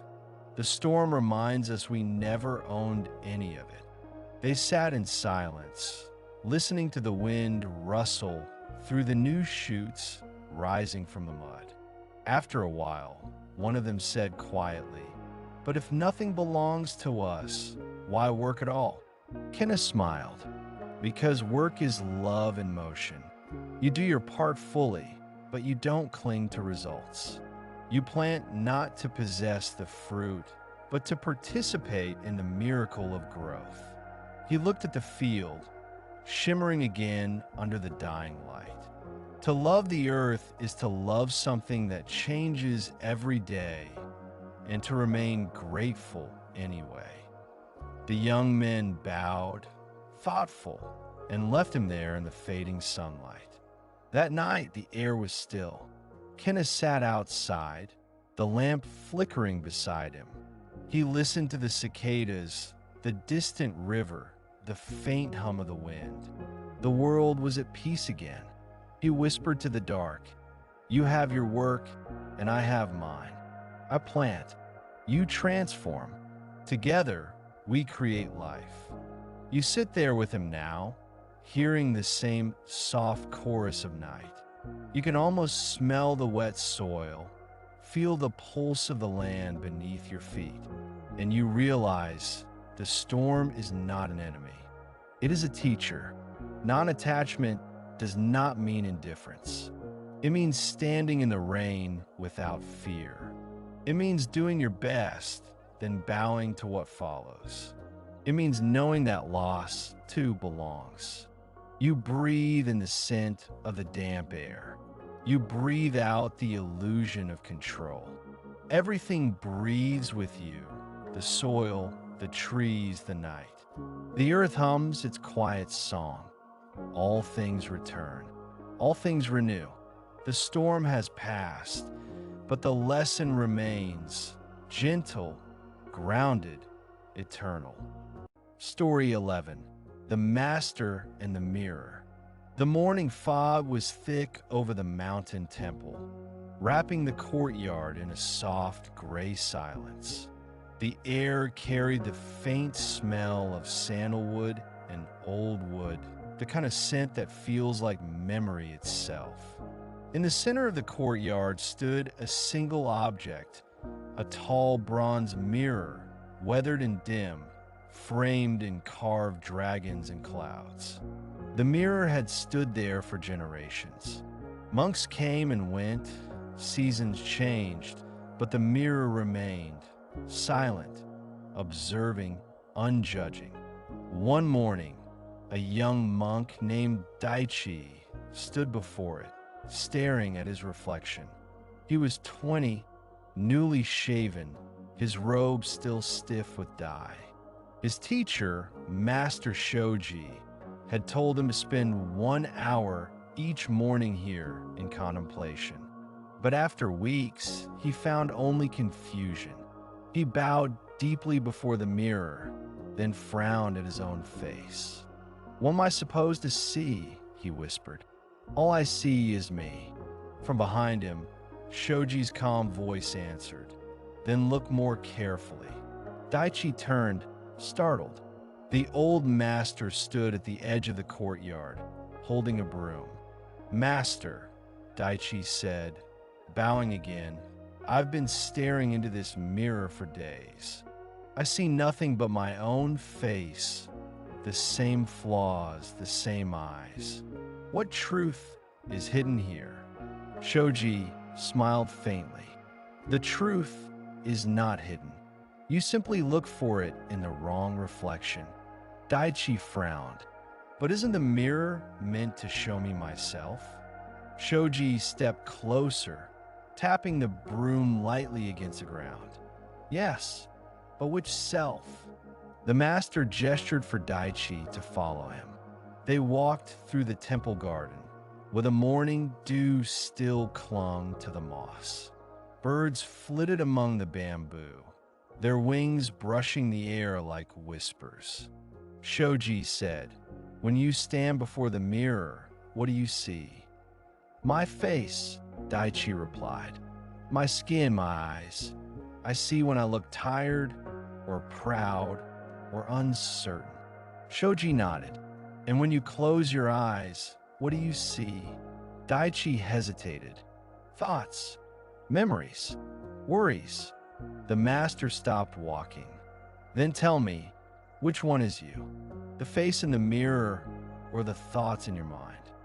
Daichi opened his mouth, then closed it again. "Both." Shoji smiled. "Neither." The young monk blinked. "Neither." The old master looked toward the mountains beyond the temple wall, the peaks barely visible through the fog. "You're not the image in the glass, nor the voice in your head that comments on it. You are the awareness that sees both, the quiet watcher behind the mirror and the mind." Daichi looked down. "But I don't feel like awareness. I feel like this person, this body, this story." Shoji nodded. "That is because the story is all you have ever believed yourself to be. You've worn it like a robe for so long that you think it's your skin." They returned to the courtyard. Shoji stood before the mirror, his reflection hazy in the fog. "Watch," he said. He waved his hand before the mirror. The fog cleared briefly, and their reflections became sharp. Two figures standing side by side.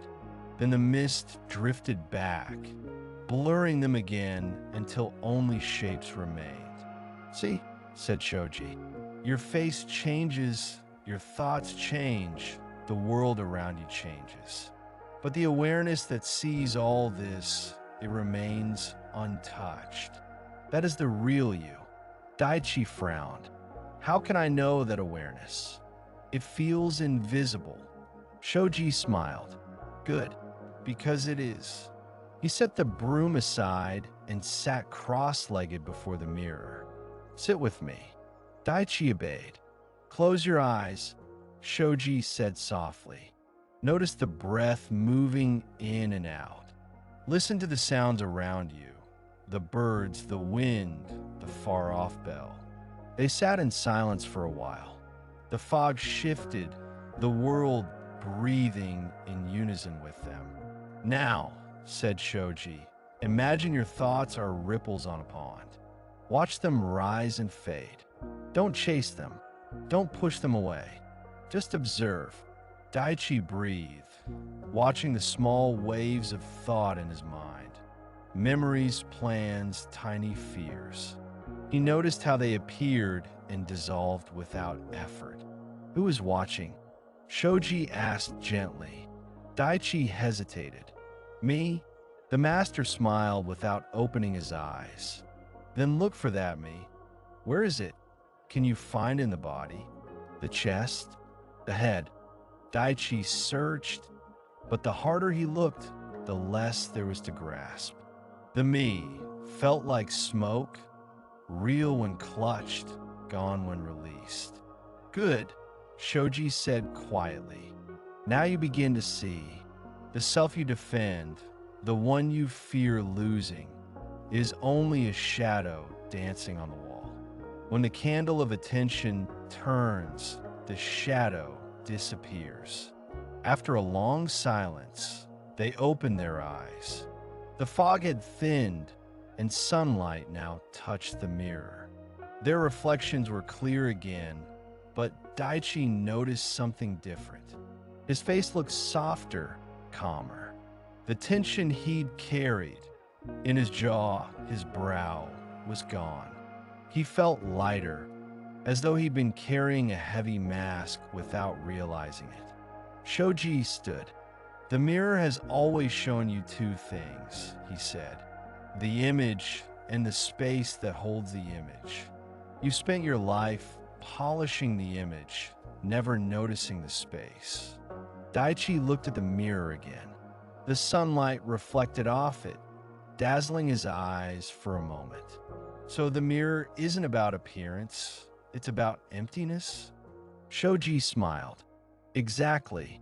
True reflection happens when nothing blocks the light. He began sweeping the courtyard, his movements slow, rhythmic. The mind is like this mirror.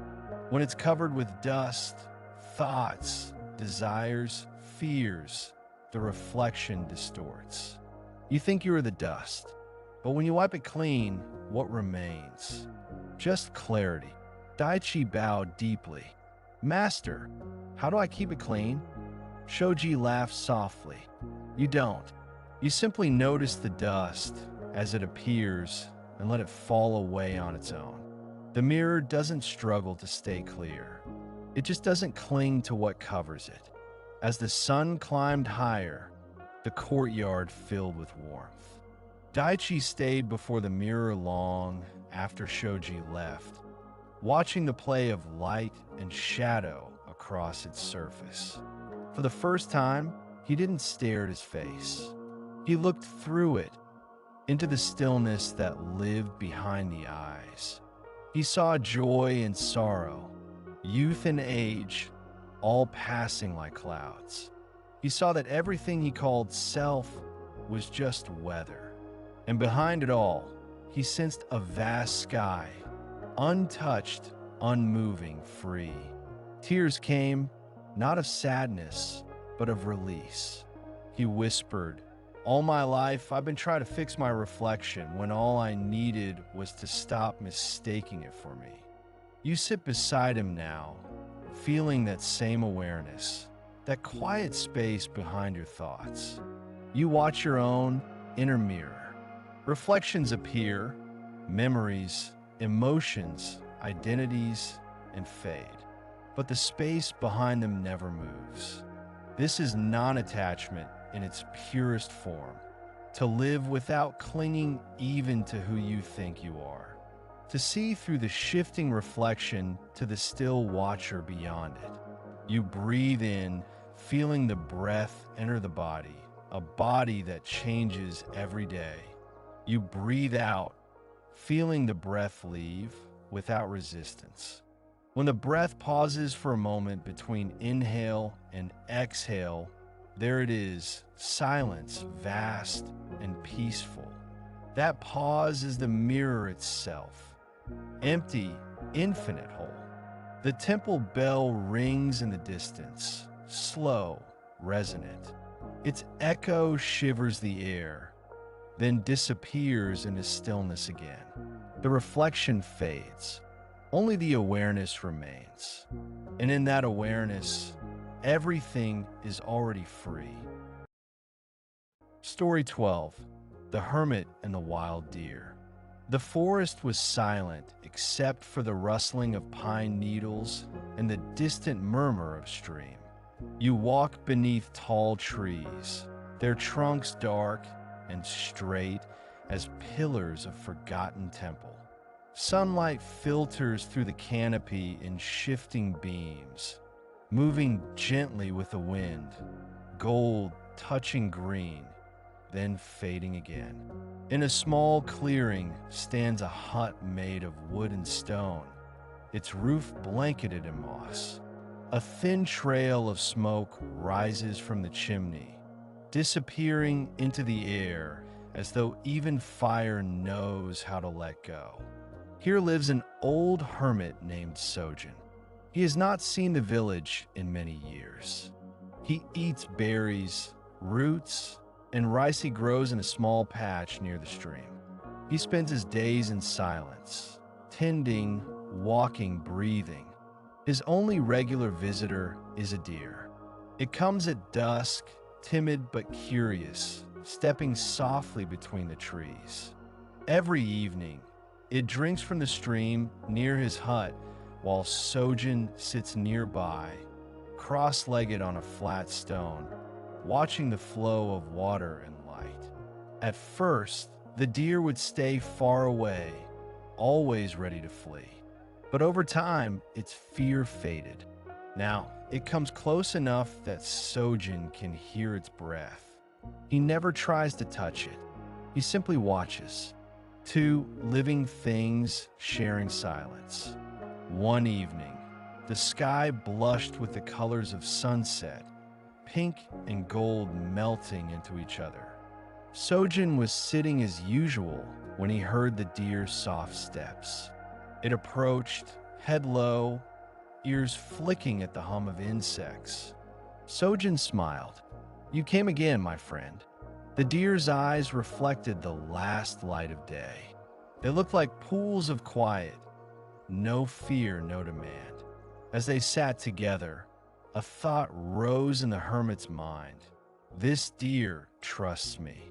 Perhaps it will let me feed it by hand.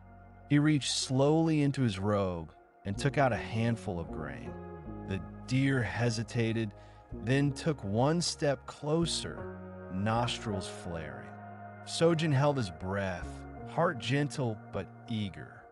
For a moment, the deer almost approached, then froze.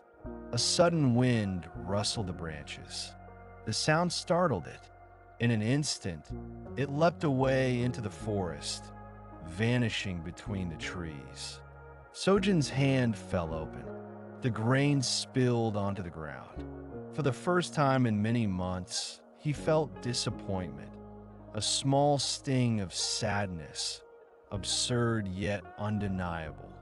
He sighed, looking at his open palm. Even here alone, I still want to possess what I love. He watched the trees sway, the shadows deepen. The sound of the stream continued, indifferent, eternal. That night, he cannot sleep. The image of the deer leaving replayed in his mind like a lesson he couldn't yet understand. When morning came, he walked to the stream and sat beside it. Mist drifted low, brushing his face with cold. He looked at his reflection in the water, blurred by ripples, barely recognizable. He whispered to himself, "When I tried to feed it, it left. But when I only watched, it stayed." He picked up a handful of water and let it fall back through his fingers. "Peace is like this deer," he said. "The more I reach for it, the more it runs." Days passed. The deer did not return. Each evening, Sojin sat by the stream, waiting, not hoping, not forcing, just waiting as one might wait for dusk. On the seventh day, it came again, quietly, carefully, as if testing the air. Sojin didn't move. He didn't speak.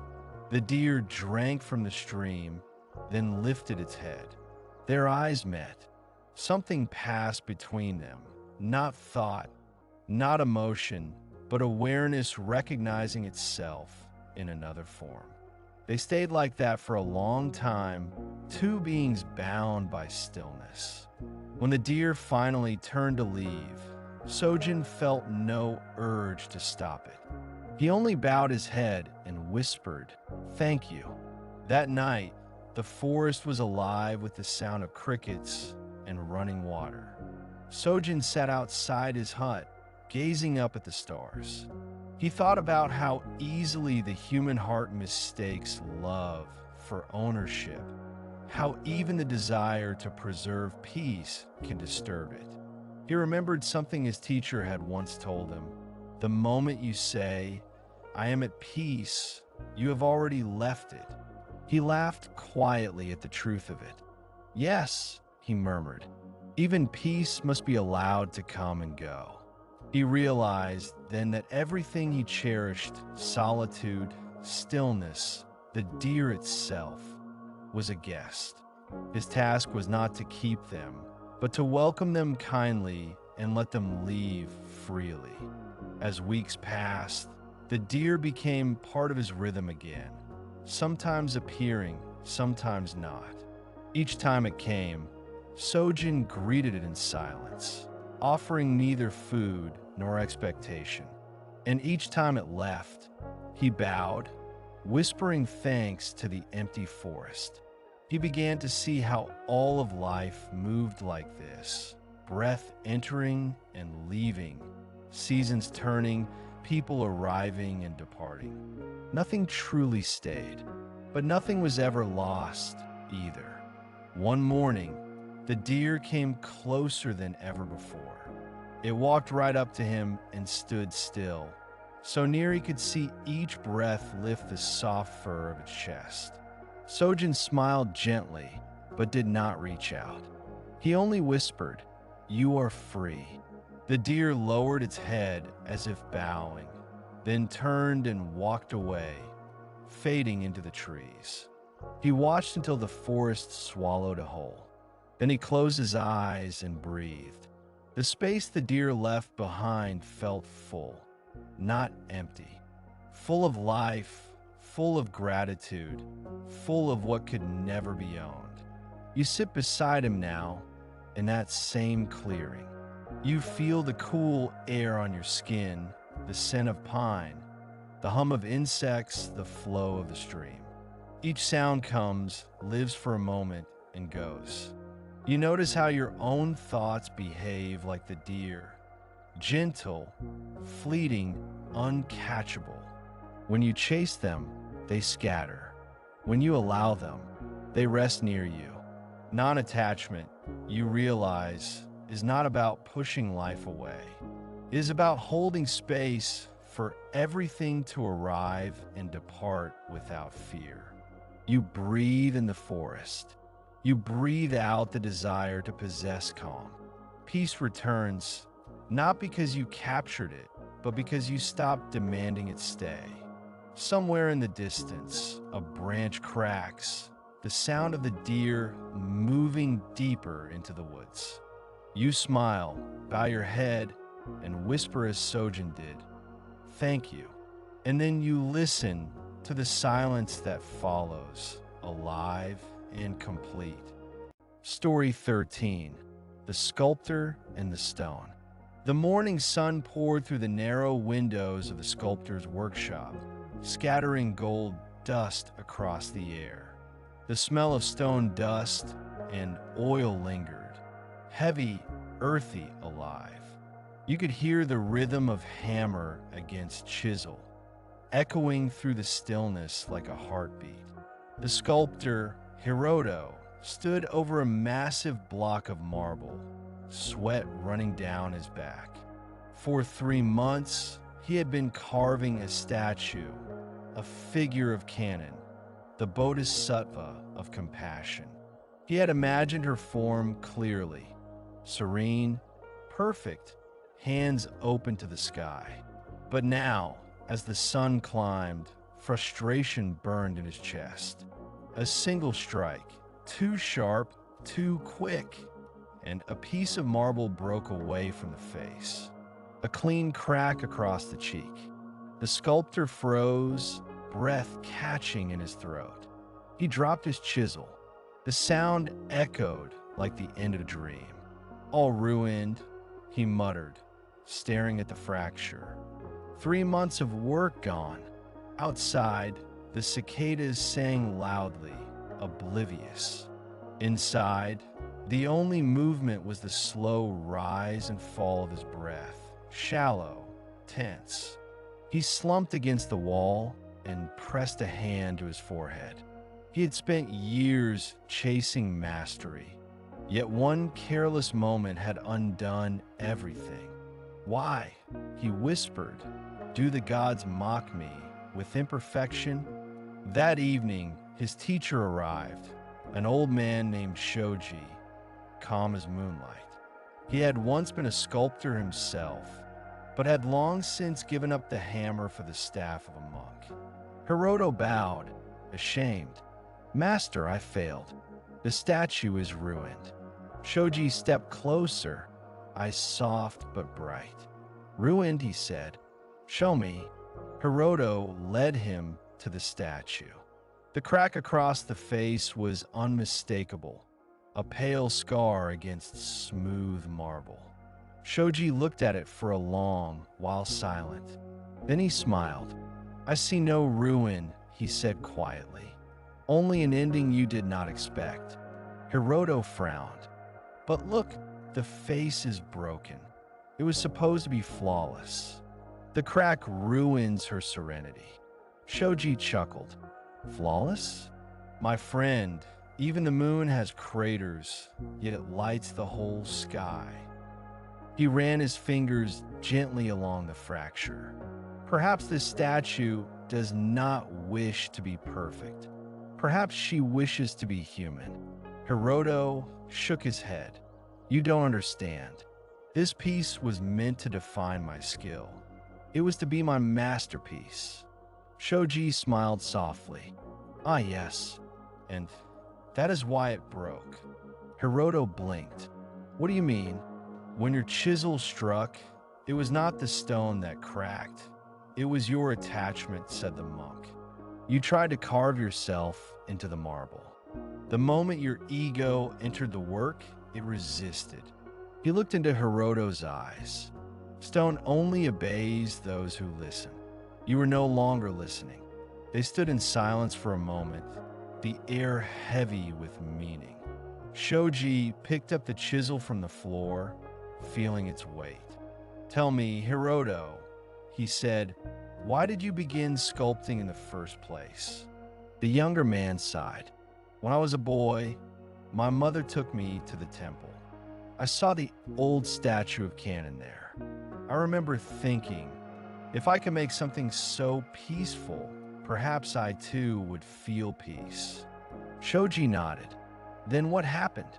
I became known, Hiroto said softly. People began calling me a genius. They commissioned statues for temples, gardens, even nobles. The peace I once felt disappeared. Each piece had to be better than the last. I carved to prove myself, not to praise the divine. Shoji smiled faintly. Then this crack is not a curse. It is a mirror. It shows you where your peace went.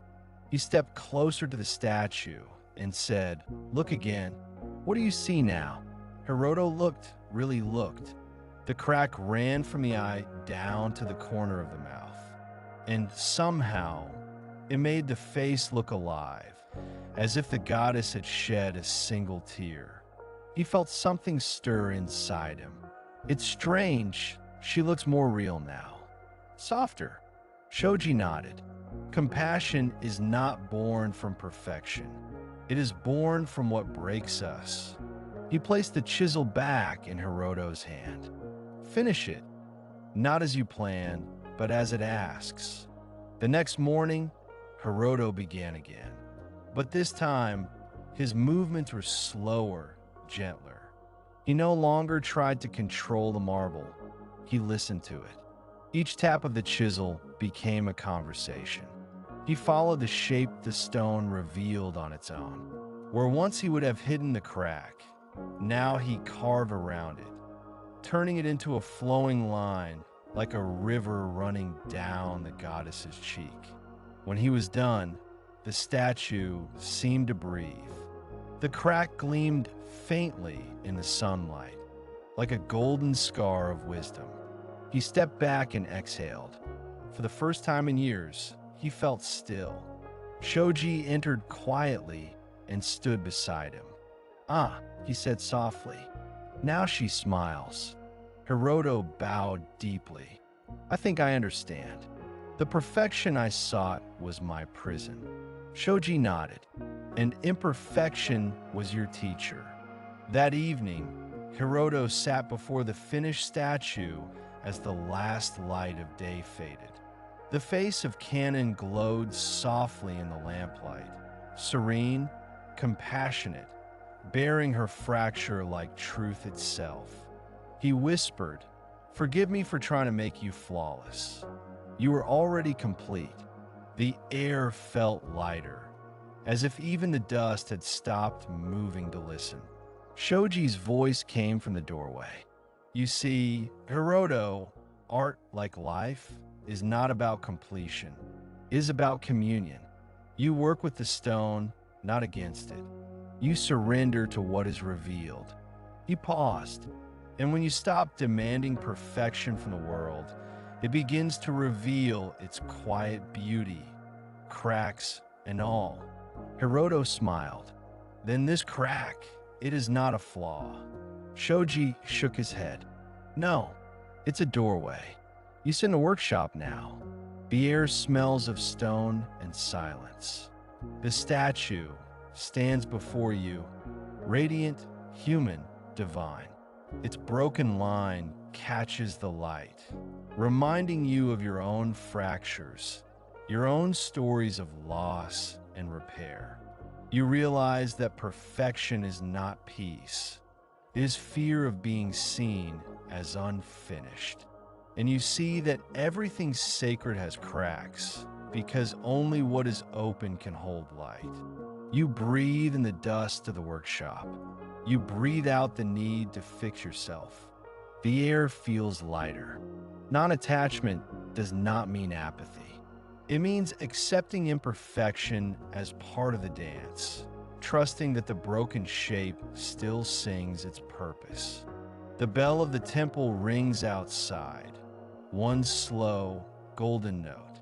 The sound vibrates through the air, through the stone, through your chest. You look at the statue again. The crack gleams like a quiet smile.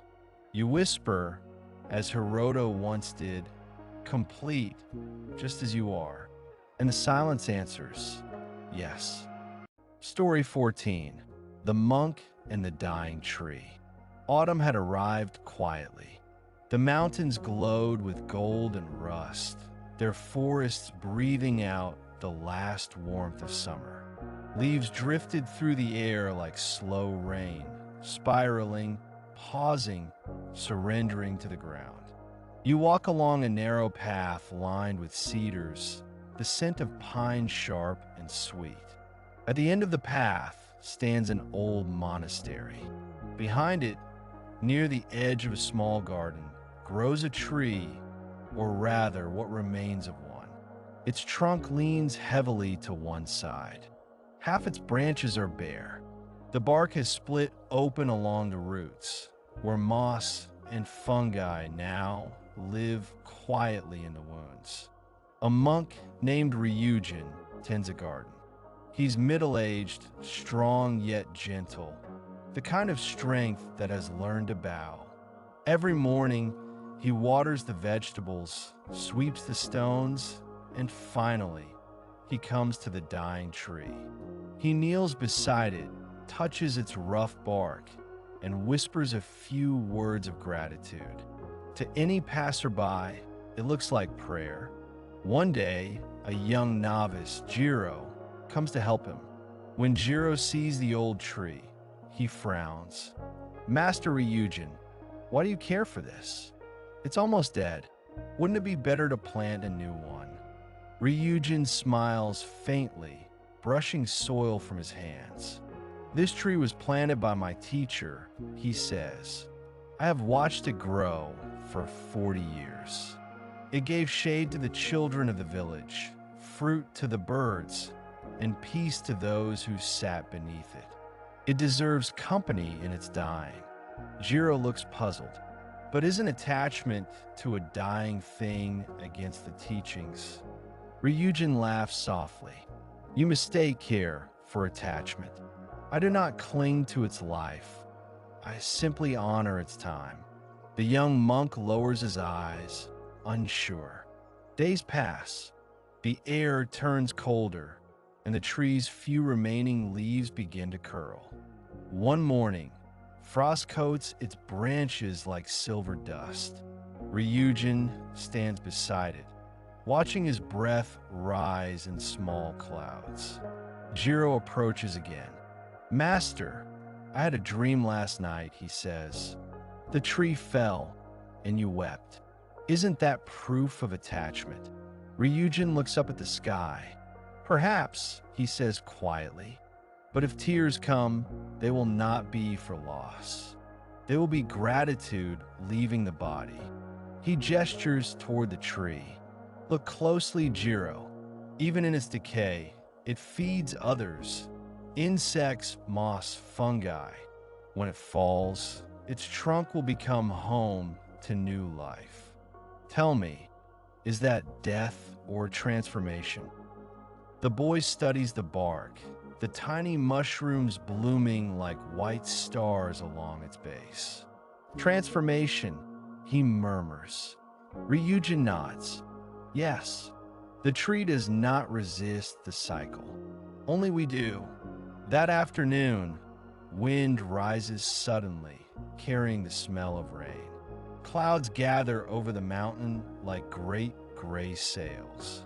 When the first drops fall, they sound heavy, drumming on leaves, roofs, stone. The two monks take shelter in the meditation hall, the wind howling outside. Through the window, they can see the old tree swaying violently. Each gust bends it further, and the sound of cracking wood echoes through the garden. Jiro grips his robe, anxious. Master, it might break. Ryujin remains still, hands folded. Yes, he says softly. Perhaps this is its final bow. A sharp crack rings out, then silence, sudden and complete. The rain slows. The air becomes still again. When they step outside, the tree lies on the ground, split near its roots.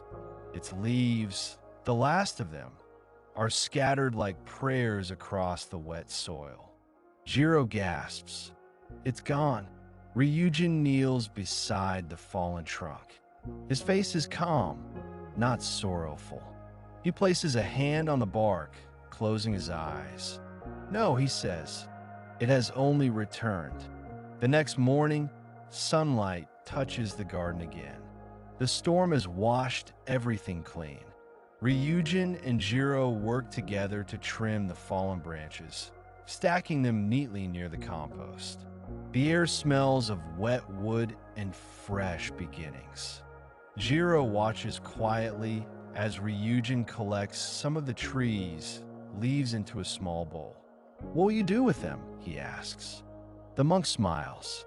Boil them into tea, the last offering of an old friend. He sets a few seeds from the fallen fruit aside. And these, he says, will become its children. They sit together in silence. The tea simmers slowly, releasing a faint, earthy aroma. When Ryujin pours it into 2 cups, the color is pale amber, warm, gentle.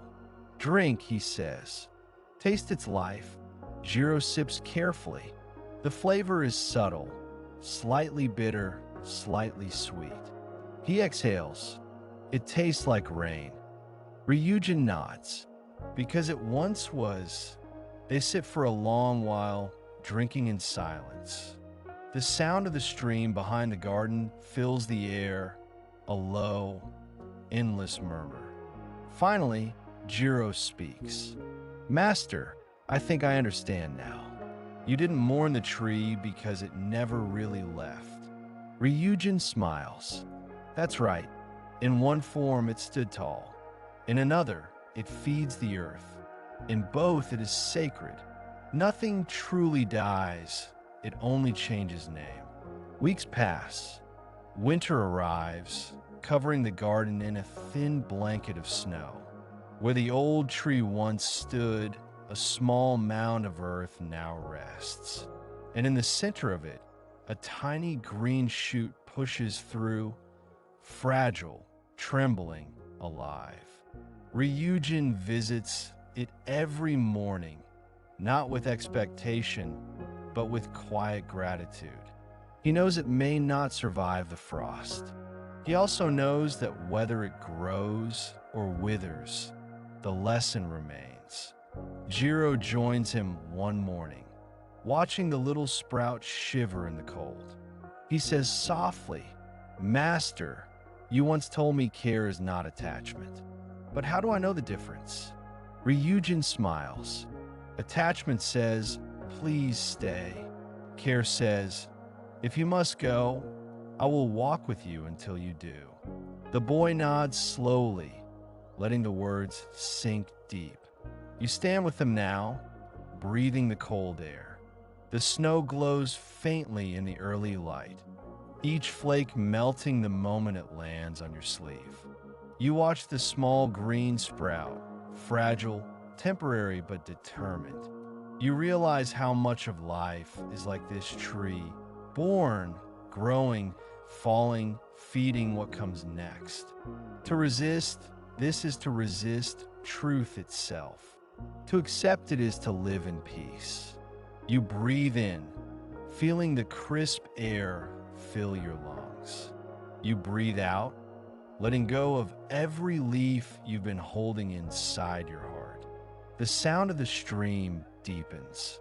Somewhere, a bird calls from a bare branch. You understand, impermanence is not loss, it is movement. Non-attachment is not withdrawal, it is love without demand. The tree is gone, yet it remains everywhere, in the soil, the tea, the breath, and the sprout. And so are all things that ever were. Story 15. The Monk and the Thief. The night was clear, and the moon hung low over the mountain temple, silvering the stone steps and bamboo groves. A faint wind rustled the paper lanterns, their light flickering like small, patient hearts. Inside the temple, a lone monk sat by a small fire.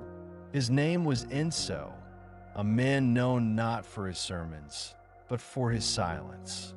He rarely spoke, and when he did, his words carried the calm of deep water. The fire crackled softly. Steam rose from a small pot of rice porridge. Enso stirred it slowly, humming an old chant beneath his breath. Then, suddenly, the silence broke.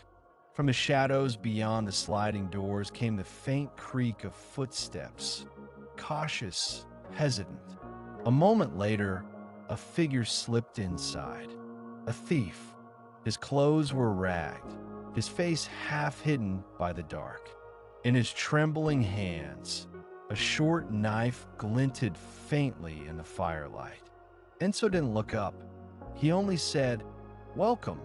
The thief froze. "Don't move," he hissed. "I just want your money." The monk smiled faintly. "Money? Ah, you come to the wrong place." He gestured toward a small wooden box near the altar. "There are a few coins there for temple repairs. Take them, please." The thief blinked, uncertain. He had expected fear, not kindness. He took a step closer, eyes darting nervously. "Why aren't you afraid?" he demanded. Enso looked up, meeting his gaze. His eyes were calm, soft as still water under moonlight. "Because you are not my enemy," he said. "You are simply cold and hungry." The thief's knife trembled slightly. "Don't act holy," he spat. "You don't know me." The monk stirred the porridge again. "No," he said, "but I know hunger." He filled a bowl and slid it across the floor. "Eat." The thief hesitated. The smell of rice and herbs filled the small room, simple but comforting. His stomach growled. He lowered the knife. "Why would you feed me?" Enso smiled. "Because the body must eat before the mind can listen." The thief looked down, then slowly knelt and took the bowl. He ate greedily at first, then slower, almost reverently. When he finished, he wiped his mouth with the back of his hand. "I didn't come for food," he said quietly. "I came because I have nothing. No home, no family, no name that matters." Enso nodded. "Then you are exactly where freedom begins." The thief frowned. "Freedom? What's free about being nothing?" The monk chuckled softly. "When you're no one, you're not bound by what others expect. You can become anyone." The man looked at him long and hard. "You speak like you've never suffered." Enso's gaze drifted to the fire. "Once I stole too." The thief's head snapped up. "You?" "Yes," said Enso.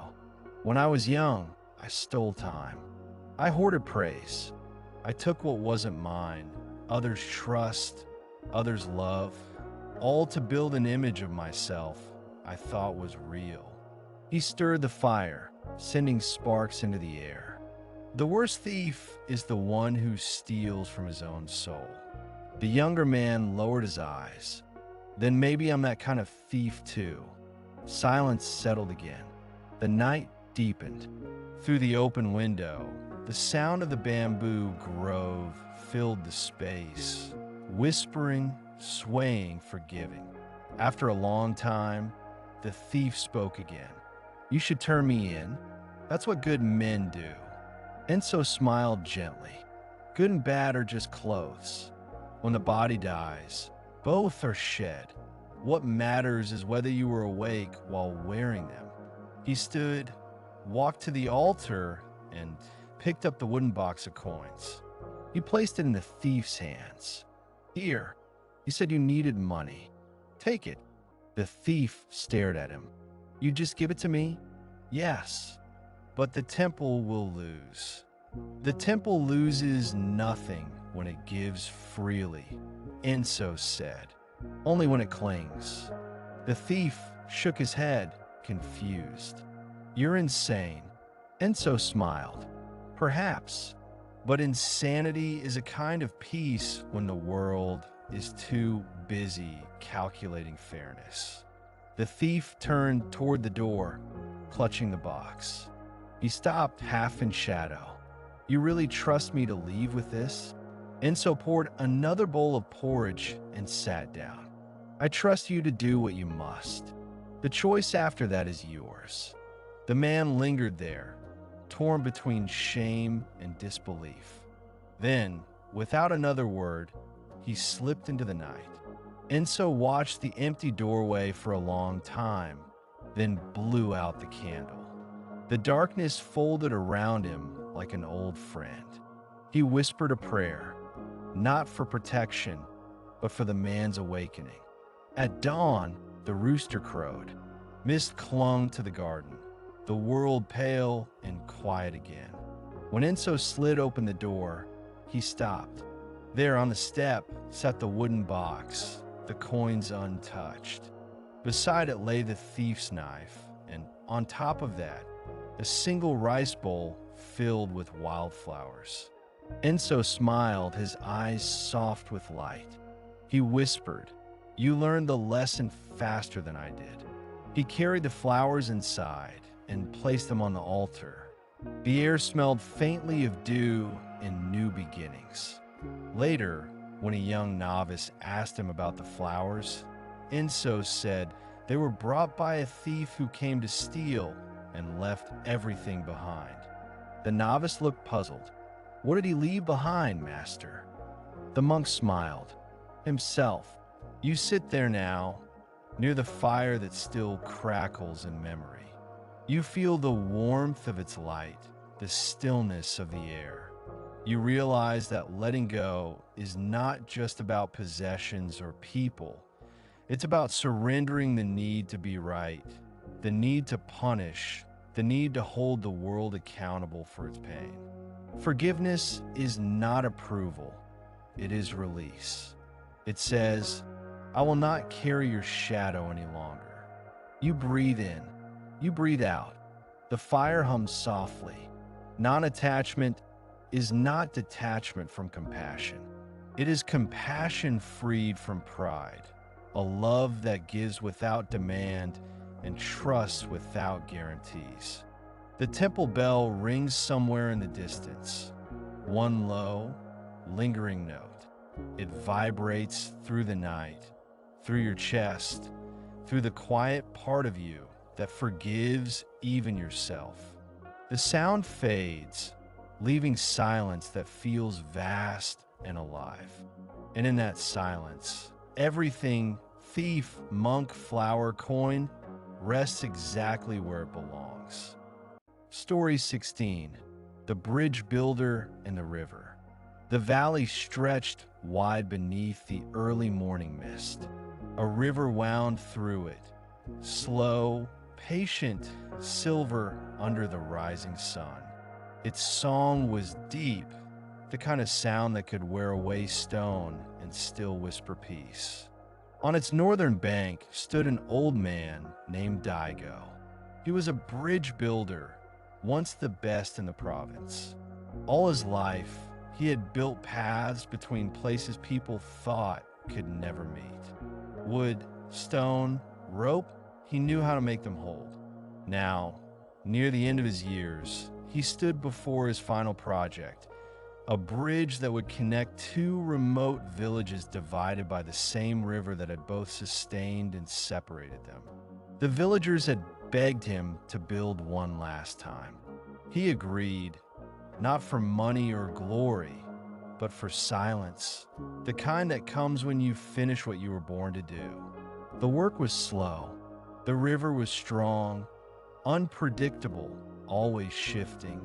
Each time Daigo placed a foundation stone, the current tested him, pulling, eroding, reminding him of impermanence. The villagers watched anxiously. Master Daigo, they called, you are old. Let younger men finish it. You've done enough for one lifetime. But he only smiled. The river and I began this together, he said. It would be rude not to finish our conversation. They laughed, thinking it was just the eccentric talk of age. But he meant it. Each day, he would wade into the water at dawn, his feet sinking into the cold mud. He whispered as he worked, not to the men beside him, but to the current itself. Be gentle today, he'd say.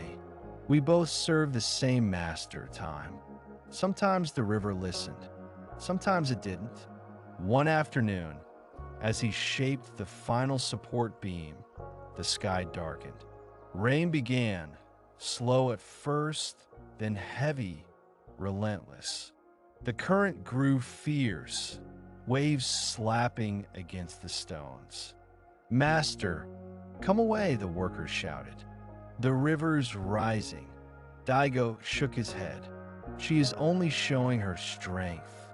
The men ran for shelter, but he stayed, gripping the ropes as the water climbed higher. Then a crack, a shudder, when the beam split. The current roared, pulling part of the structure away. Daigo watched, helpless, as days of work vanished downstream. He stood in the water until the storm passed, soaked and silent. That night, he sat by his small fire, staring at his trembling hands. He felt not anger, but something heavier, the ache of impermanence pressing on his chest. Perhaps the river wants no bridge, he murmured. Days turned to weeks. The villagers whispered that he had lost his strength. They began planning to bring in younger builders. But one dawn, Daigo returned to the site. The river was calm again, soft, mirror-like, as if nothing had happened. He bowed deeply to it. I was proud, he said aloud. I thought I was building for others, but I was building for myself, for my name, my memory. That is why you took it. He stood there a long time, the mist curling around him like smoke. Then he smiled. Let's begin again, my friend. But this time we'll build your way. He changed his design.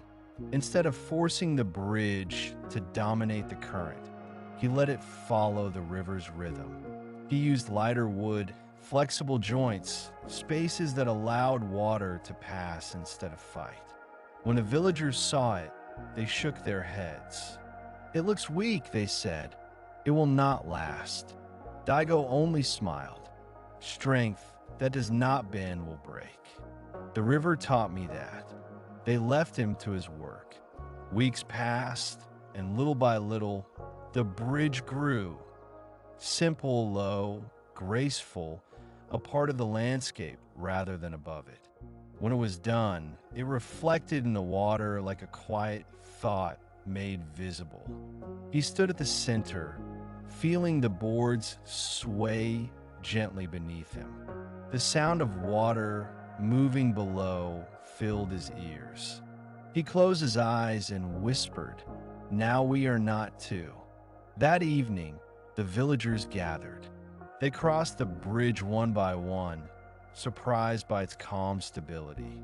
Children laughed as they ran across it. Farmers nodded in approval. One man said, "Master, this one is different from all the others you built. It feels alive." Daigo smiled softly. "Because it is not mine. It belongs to the river." The villagers didn't quite understand, but they bowed all the same.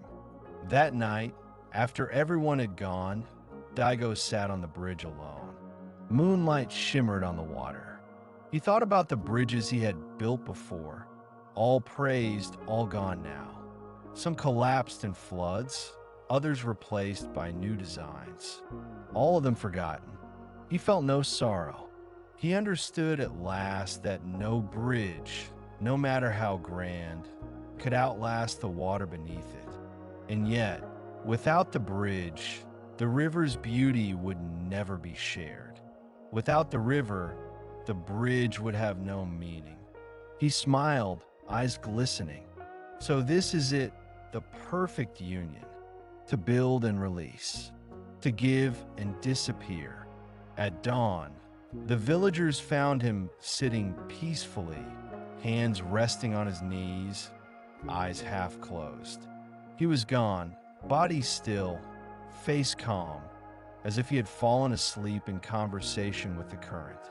The river flowed on, carrying a soft reflection of his final bridge. Years later, when floods came again, the bridge finally broke, quietly, gently, its pieces drifting downstream. The villagers mourned for a moment, then watched the water carry the fragments away. One of them said, "He built it so it could return home." They never rebuilt it. They planted trees instead and let the two banks grow wild again.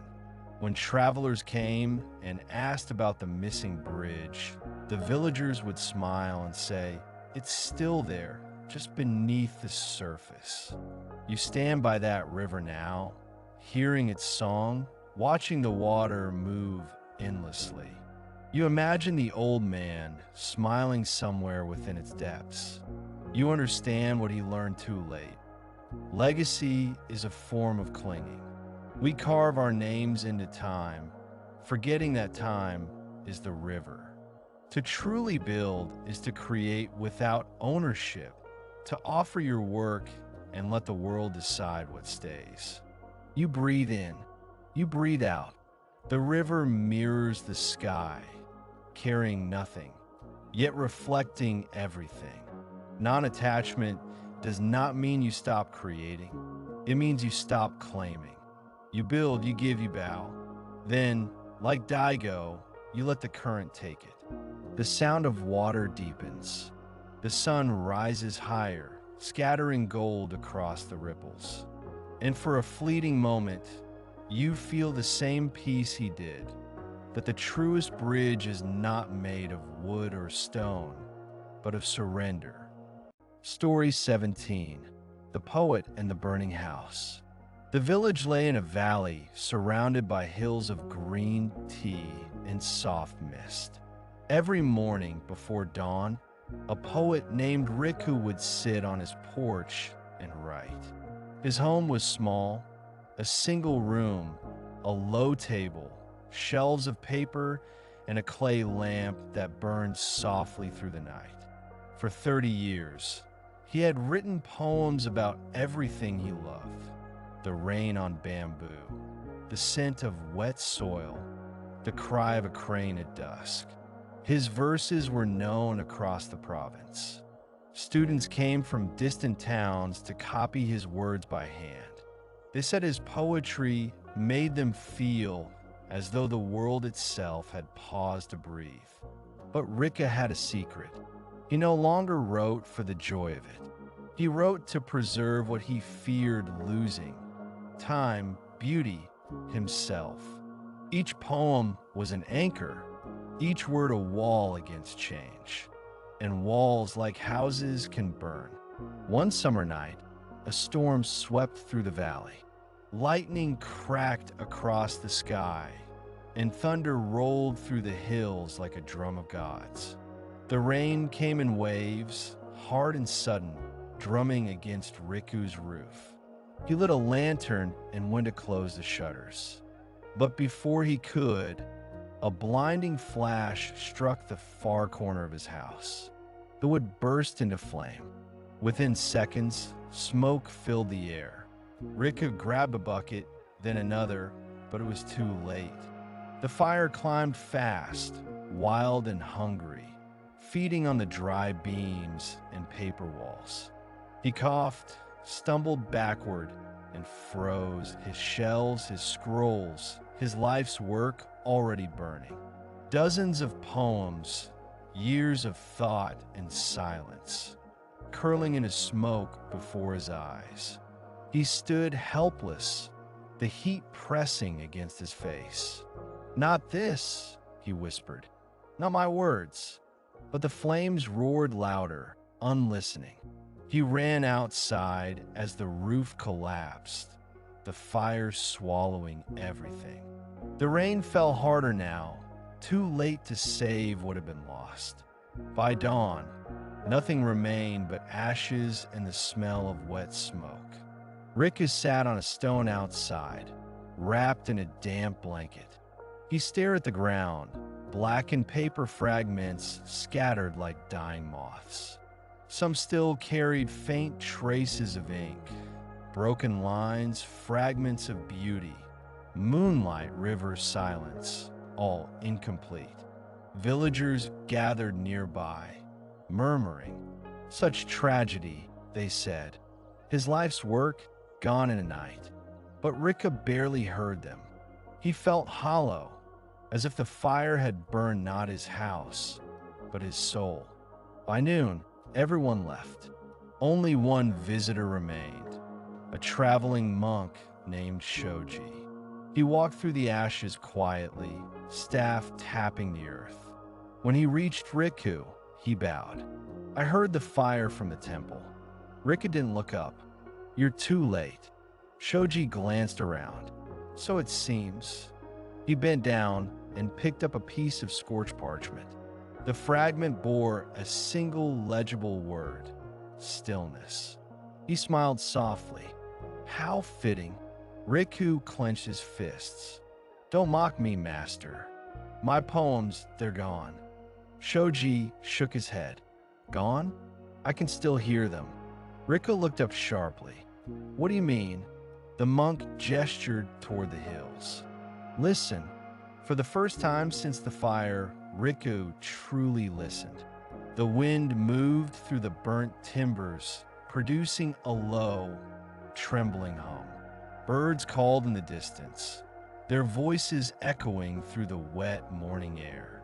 The rain dripped from the charred roof beams, tap, tap, tap like a steady heartbeat. Shoji said, "You wrote to capture the world, but the world never needed capturing. It continues to write itself endlessly without ink." Riku closed his eyes. The sound of water, wind, and ash became a single rhythm, soft, vast, alive. Shoji continued, "You lost your poems, but not their source. The fire only burned the paper, not the silence that gave birth to the words." Riku opened his eyes slowly.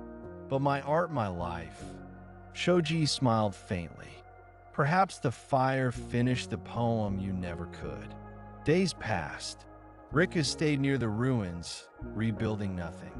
Each morning, he swept the ashes into small piles and scattered them into the river. The water carried them away, dissolving black into silver. He began to notice things he hadn't before.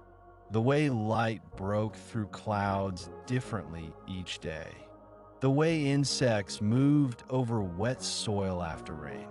The way emptiness wasn't empty at all. It was full of sound and change. He no longer wrote on paper. He whispered his poems aloud, watching them vanish into air. Each word rose and fell with the breath that made it, leaving nothing behind. One afternoon, Shoji returned. He found Riku sitting by the river, eyes closed, smiling faintly. The monk said, "You look peaceful, my friend." Riku nodded. "I finally understood. I wrote for permanence, but beauty lives in passing." Shoji sat beside him. "And what will you write now?" Riku laughed softly. "Nothing that can be read." He picked up a handful of river water and let it fall through his fingers. "Every drop," he said, "is a verse. I only need to listen." When spring returned, grass grew over the ruins of his house. Tiny flowers bloomed among the ashes. Travelers who passed by sometimes found him there, sitting under a tree, eyes half closed, reciting poetry to the wind. They would ask him to repeat what he said, but he only smiled. "It's already gone," he'd reply, "and that is what makes it perfect." Word spread again, this time not of his poems, but of his peace. People began calling him the poet who lost everything. He never corrected them. He only said, "I didn't lose. I learned what cannot be lost." You sit now by that same river, hearing the sound of water on stone. The air smells faintly of smoke, though the fire is long since gone. The reflection of the sky ripples gently on the surface, beautiful because it never stays still. You remember Riku's lesson. To hold nothing is to lose nothing. To write with breath is to let the wind finish your thought. You breathe in, you breathe out.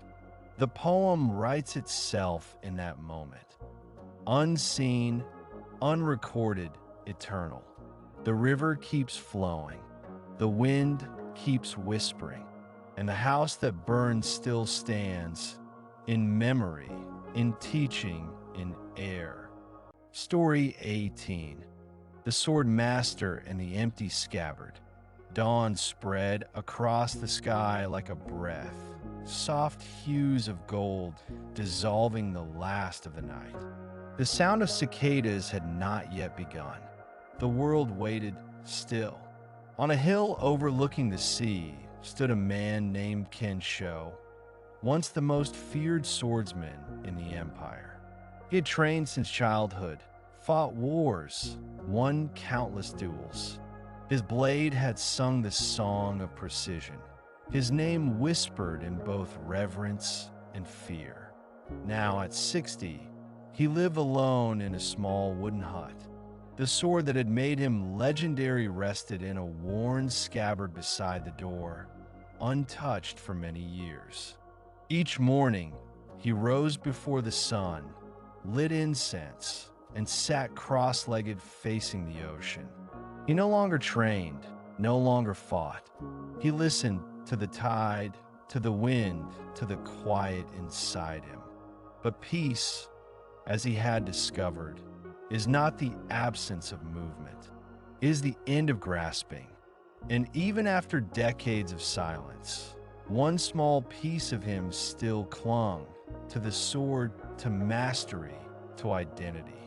One morning, as the horizon turned pink, a young warrior climbed the hill.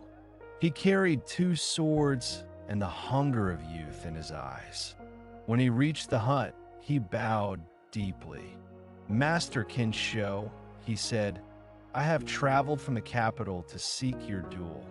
Kinsho looked up slowly, his expression unreadable. "A duel?" "Yes," the young man said, his voice trembling slightly. "They say you were once the greatest. I wish to test my skill against yours." The old master studied him for a moment, then smiled faintly. "You came all this way to test a ghost." The youth hesitated. "I came to surpass you." Kinsho chuckled softly. "And if you do, what will you gain?" The young man straightened his back. "Honor." The master's eyes softened. "Ah, the most fragile armor of all." He gestured toward a large stone near the path. "Sit," he said. "Before you fight an old man, share tea with him." The young warrior frowned. "You refuse to draw your sword?" Kinsho poured the tea, steam rising between them. "I've drawn it enough for a lifetime." They drank in silence for a while, the sound of waves filling the space between words. Finally, the youth set down his cup. "Master, are you afraid?" Kinsho smiled gently. "No, but tell me, are you?" The young man clenched his jaw. "I have trained for years to face the best. I fear nothing." Kinsho nodded. "Then show me." He stood, walked to the door, and picked up his sword, still in its scabbard. The leather was worn, the handle smooth from time. He stepped outside, the morning sun catching the edge of the blade's hilt. "Draw," said the youth, pulling his weapon free in one fluid motion. Kinsho did not move. He simply stood, calm and steady, the sea wind fluttering his robe. "Master," the young man said, "why don't you ready yourself?" The old swordsman smiled. "Because the fight you came for is not with me." The young man's brow furrowed. "What do you mean?" Kinsho lifted the sheathed sword and placed it gently on the ground. "Do you see the scabbard?" he asked. The youth nodded. "It once held the sharpest blade in the land. It killed men who insulted my pride. It defended those I loved. It took life and it preserved it." He paused. "Now it holds nothing." The youth blinked, confused. "Nothing." Kinsho pulled the sword halfway out. The scabbard was empty. The blade was gone. The young man staggered back. "Where's your sword?" "I gave it away," said Kinsho softly. "To a fisherman years ago. He needed it to cut his nets free during a storm. I never took it back." The youth stared at him, speechless. Kinsho smiled. "You came to fight the master of the sword. But I'm no longer that man. I no longer need the weapon to defend what I am." He looked out toward the sea. "I spent half my life believing skill could make me invincible. But skill is just another scabbard, empty once you stop believing in its edge." The young man lowered his sword. "Then what remains?" Kinsho looked at him kindly. "Awareness. When you see clearly, every movement is the blade. Every silence is the strike. And when there is no enemy left inside, there is no one left to fight." The wind picked up, carrying the scent of salt. The young man stood in silence, sword hanging loosely at his side. He whispered, "All my life, I've been told the sword is the path." Kinsho nodded. "And it is, until it becomes a cage." He walked closer and tapped the young man's chest lightly with two fingers. "The sharpest sword is here," he said, "but most men never learn to sheath it." The youth swallowed hard. "If mastery isn't the goal, then what is?" Kinsho smiled. "To become nothing, so that everything can move through you." They stood facing each other in the sun, 2 generations divided by a single truth. The young man bowed deeply. Then, Master, I've been chasing shadows. Kensho nodded, as we all do, until we see the light that casts them. The youth sheathed his sword and said quietly, "Then this duel, it never began." Kensho laughed. "No, but you won anyway."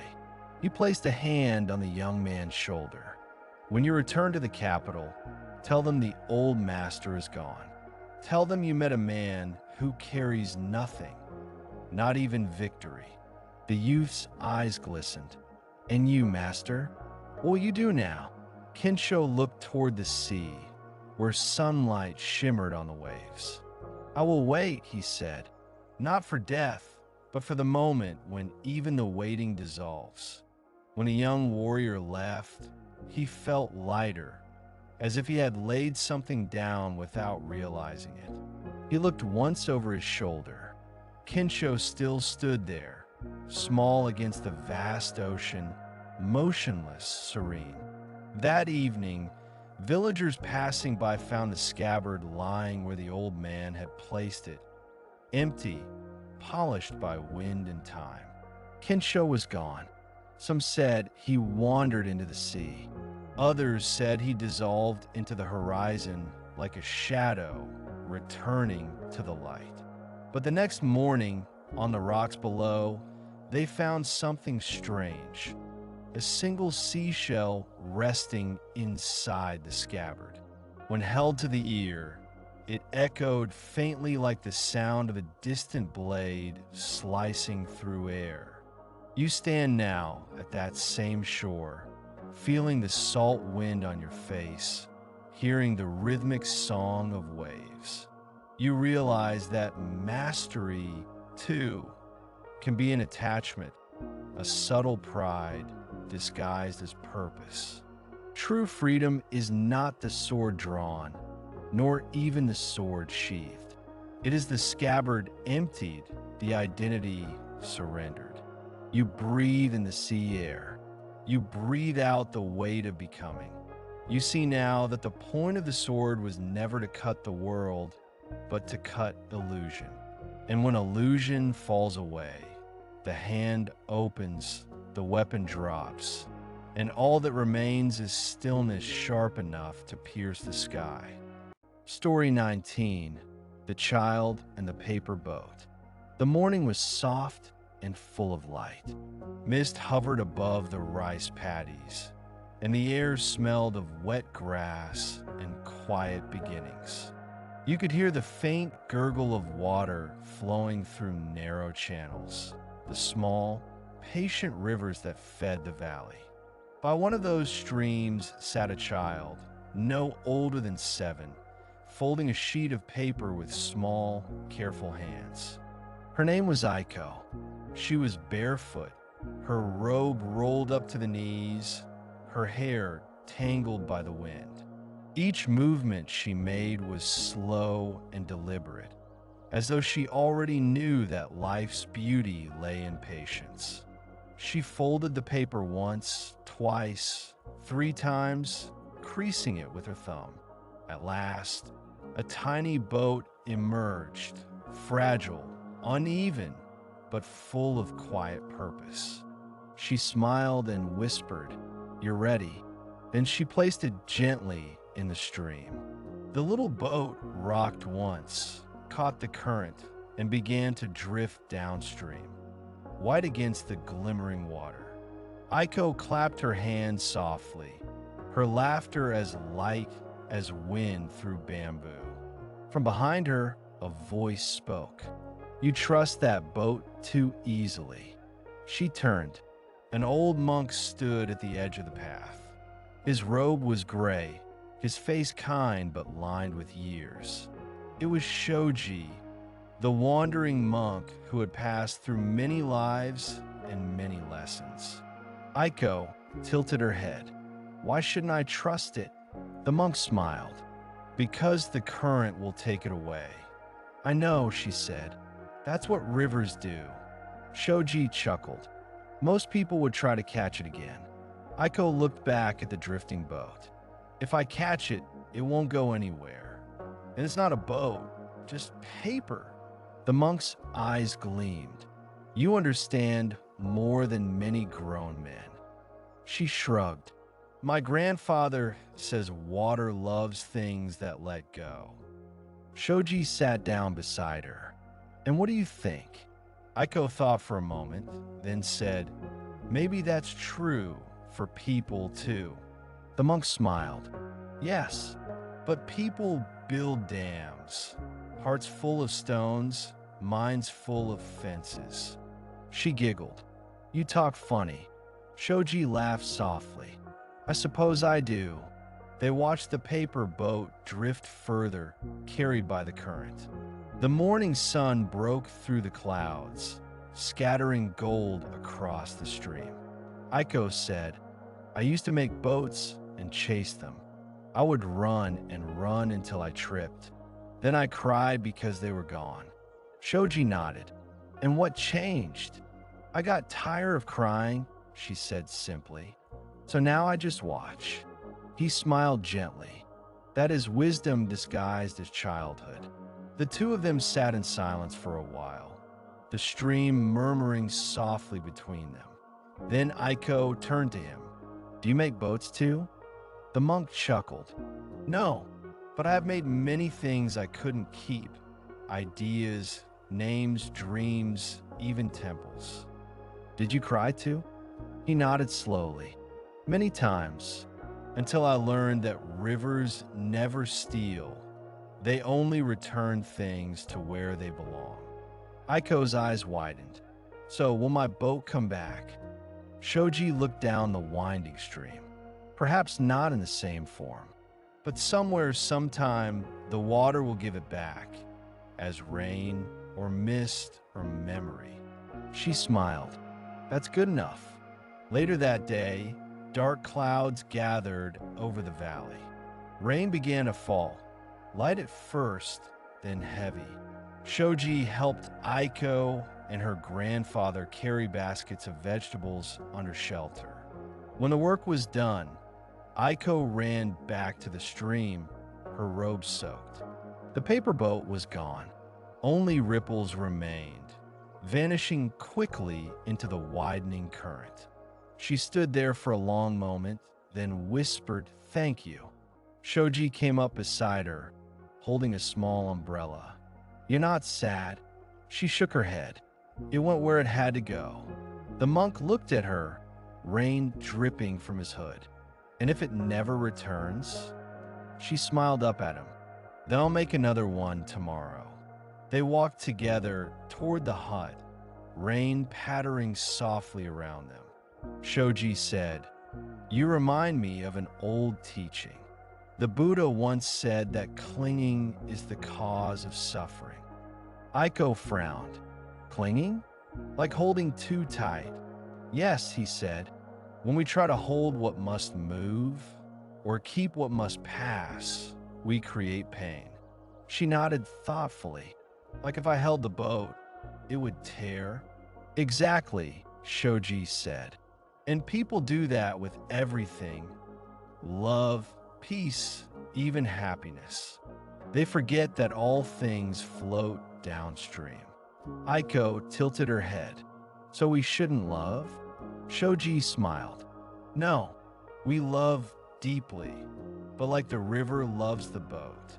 We let it go, and we keep watching it with soft eyes." The rain stopped by evening. The world smelled fresh, alive. The sky cleared to reveal a single bright star.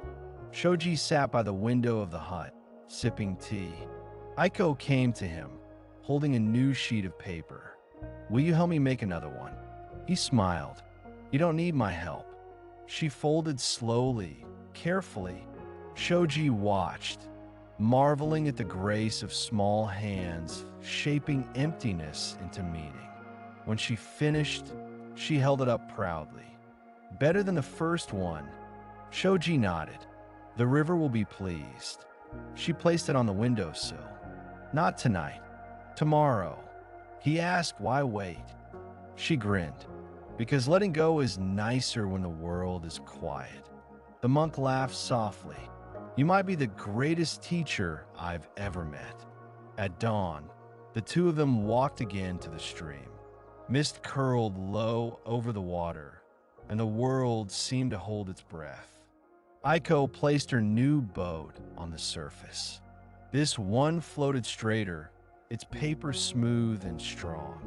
Shoji said quietly, "May it travel far." Aiko nodded, "And may it never forget where it started." They watched until the boat was just a white speck, then a shimmer, then gone. Shoji closed his eyes and whispered, "This is non-attachment, love without possession, creation without claim." Aiko didn't answer. She was smiling at the ripples, the little traces the boat left behind. When they faded, she said softly, "It's beautiful how things disappear." The monk bowed his head. "Yes, because when they do, they show us everything that stays." You stand by that same stream now. The air hums with the memory of rain. A leaf drifts past, spinning slowly in the current, a new kind of paper boat. You realize that every act of letting go writes a silent poem into the river of life. It says, "Go where you must. I will love you still." You breathe in the scent of wet earth. You breathe out the impulse to hold. And in that breath, you feel the peace that comes when love is allowed to move. The river carries everything, and everything returns in its time. Somewhere downstream, perhaps, the little paper boat still floats, fragile, perfect, and free. Story 20. The Old Monk and the Candle Flame. Night had settled over the monastery. The air was cool and still, touched by the faint scent of pine resin and wax. In the main hall, only a single candle burned, a small, steady flame resting atop a brass holder. Its light flickered softly across the wooden floor, dancing with shadows that breathed along the walls. An old monk named Shoji sat before it, cross-legged and silent. He was nearing the end of his life. His hands trembled slightly. His breath was shallow, yet his eyes, half closed, shone with the same calm that had guided many through storm and sorrow. For 60 years, he had served this temple.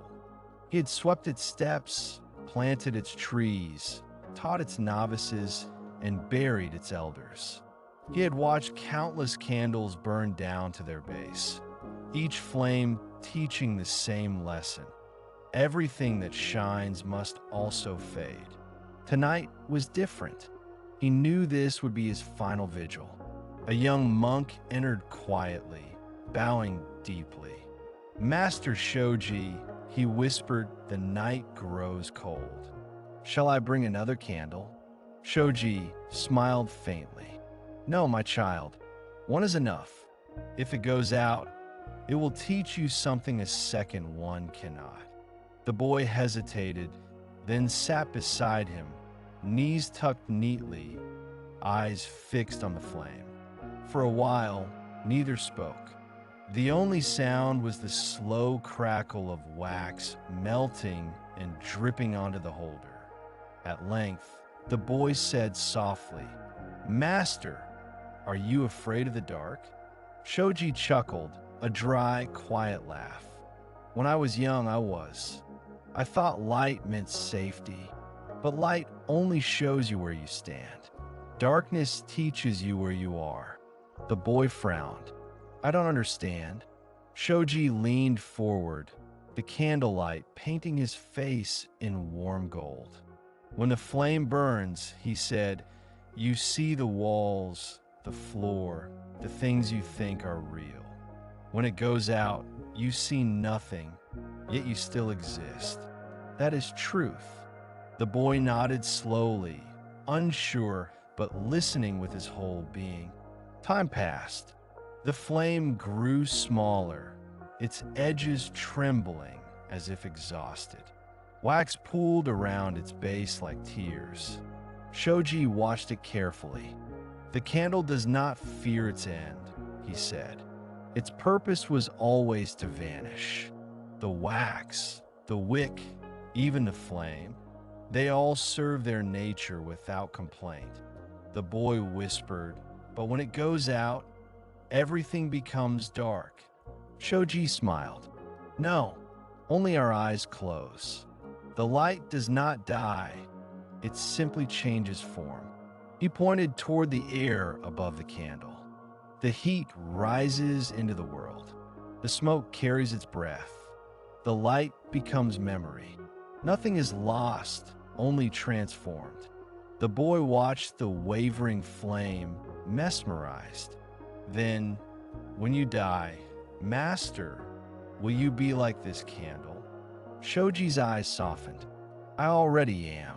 Outside, a wind began to move through the pines, soft at first, then stronger. It pressed against the shutters, making them creak. The flame fluttered, bent, then steadied again. Shoji smiled. "Ah, even the wind comes to remind us." "Remind us of what?" the boy asked. "That we cannot hold even the smallest light forever," he said. "The lesson of all things is surrender." The boy's throat tightened. "But Master, I don't want you to go." Shoji placed a frail hand on the boy's shoulder. "Then learn this, my child. Love does not mean holding on. It means witnessing the flame without trying to cage it." A tear rolled down the boy's cheek. "But when it's gone, how do we live?" The old monk's voice softened to a whisper. "By carrying its warmth in our own hearts and lighting the next candle with that fire." Minutes passed in silence. The flame danced bravely, though smaller now, no longer tall and proud, but soft and trembling, like a breath nearing its last. Shoji's breathing slowed with it, rising and falling in rhythm. He said quietly, "When I was young, I tried to keep every candle alive. I thought peace meant preventing endings. But peace is trusting the moment enough to let it finish." The boy looked at him, his voice trembling. "And now," Shoji smiled, "now I understand that the flame burns because it dies. Without death, there is no light." The wind sighed again. The candle flickered once, twice, then went out. Darkness filled the hall. The air felt vast and infinite, like the space between stars. The boy's breath caught. "Master," Shoji whispered, barely audible, "do you see it now?" The boy blinked. "See what?" "The light that never leaves." For a long time, they sat in that darkness together. Gradually, the boy's eyes began to adjust. He could make out the shape of the old monk, still seated, perfectly still, his breath so faint it could have been wind. And then he realized the faintest glow filled the room, not from any candle, but from the moonlight seeping through the paper walls. It was enough. The boy smiled through his tears. "You were right, Master. The light only changed." He looked beside him, but Shoji did not answer. His body sat motionless, serene, a shadow of peace itself. The flame within him had simply joined the night. The boy bowed low, pressing his forehead to the floor. He whispered, "Thank you." The next morning, the monks gathered in the hall. They found the candle cold, its wax hardened, its wick curled and black. Beside it, they placed a new one, but none lit it. Instead, they opened the shutters, letting sunlight flood the room. Shoji's bowl, robes, and staff were placed before the altar, not as relics, but as reminders. The inscription they carved above the door read, "The flame teaches only one thing: burn without fear." You sit there now, in that same quiet hall. The sunlight streams through, touching the same floor, the same walls, the same air. You can almost hear the faint echo of Shoji's last words, soft, infinite, weightless. You realize that all endings are simply light taking a new shape. People, seasons, moments, all candles meant to burn and fade. And yet, each leaves warmth behind, alive in everything it touched. You breathe in, feeling that warmth in your chest. You breathe out, letting it spread beyond you. For a moment, you sense no distance between light and dark, life and death, keeping and releasing. All is one long flicker in the great breath of being. The flame, the wind, the darkness, all bow to each other. And so, the candle story ends, not in loss, but in illumination, the kind that needs no fire and never goes out. The moon rises slowly above the mountains, and the world exhales. The 20 stories have been told, of monks, travelers, sculptors, thieves, poets, and children. Each one carried a single thread through time, the quiet art of non-attachment. Now you sit here in stillness, the echo of all their lessons gently weaving through your breath. No more stories remain to be told. Only this moment, this awareness, this peace that asks for nothing. Listen, the night has its own voice. The wind moves through bamboo. The insects hum their soft songs. The earth turns beneath you. And somewhere in the dark, a river continues to flow. Everything is alive, and everything is letting go. You remember the sculptor Hiroto, who learned that a crack in marble could reveal perfection. He taught you that what breaks the surface also frees the soul from illusion. You remember the tree that fell in Ryujin's garden, its body returning to the soil, its spirit reborn in a sprout. He showed you that death is only another season in an endless circle of becoming. You remember the thief who entered the monk's temple to steal coins and left having stolen his own awakening. He taught you that forgiveness is the sharpest sword.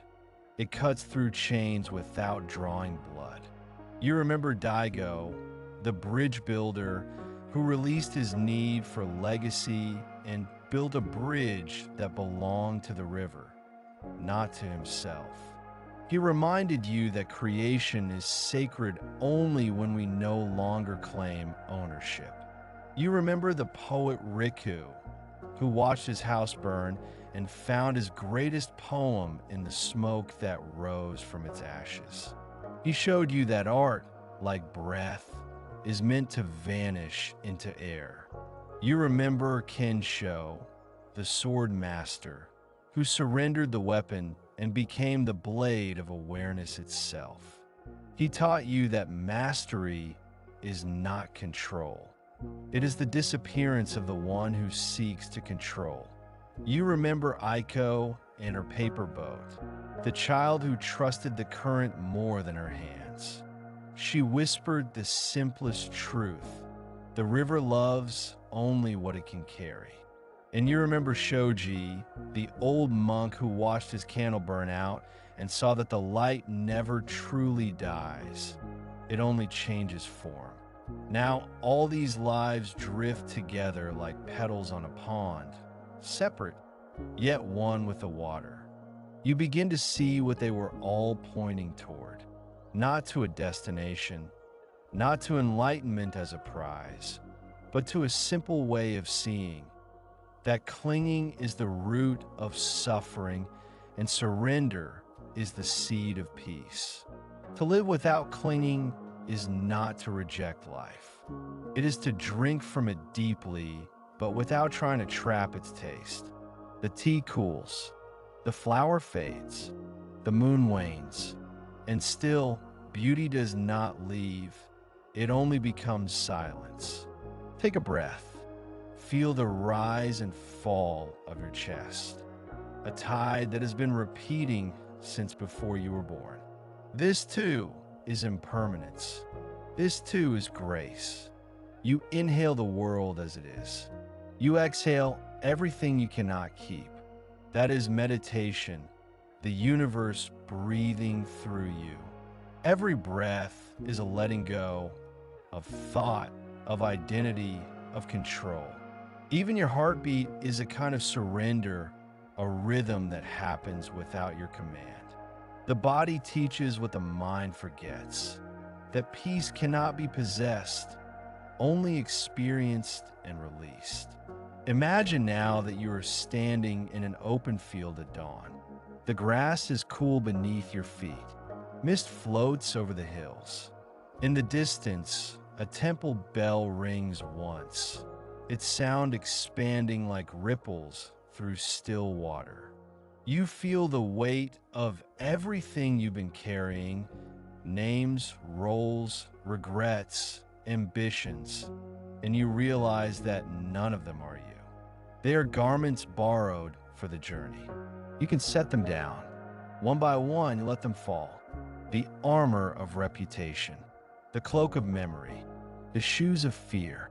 Barefoot, you stand lighter, freer. The earth feels warm. The air feels kind. And suddenly, there is nothing left between you and what is. You remember Shoji's final teaching. The flame burns because it dies. This is the secret of all existence, to give itself away in each moment, to become what follows without resistance. The wave does not mourn when it dissolves into the sea. The leaf does not cling to the branch when autumn calls. Even the sun sets each night without complaint, trusting that it will rise again, and if not, the universe will still sing without it. Let these words dissolve inside you. Let them become silence. You do not need to achieve detachment. You only need to stop clinging to the idea of it. When you no longer grasp for peace, peace finds you.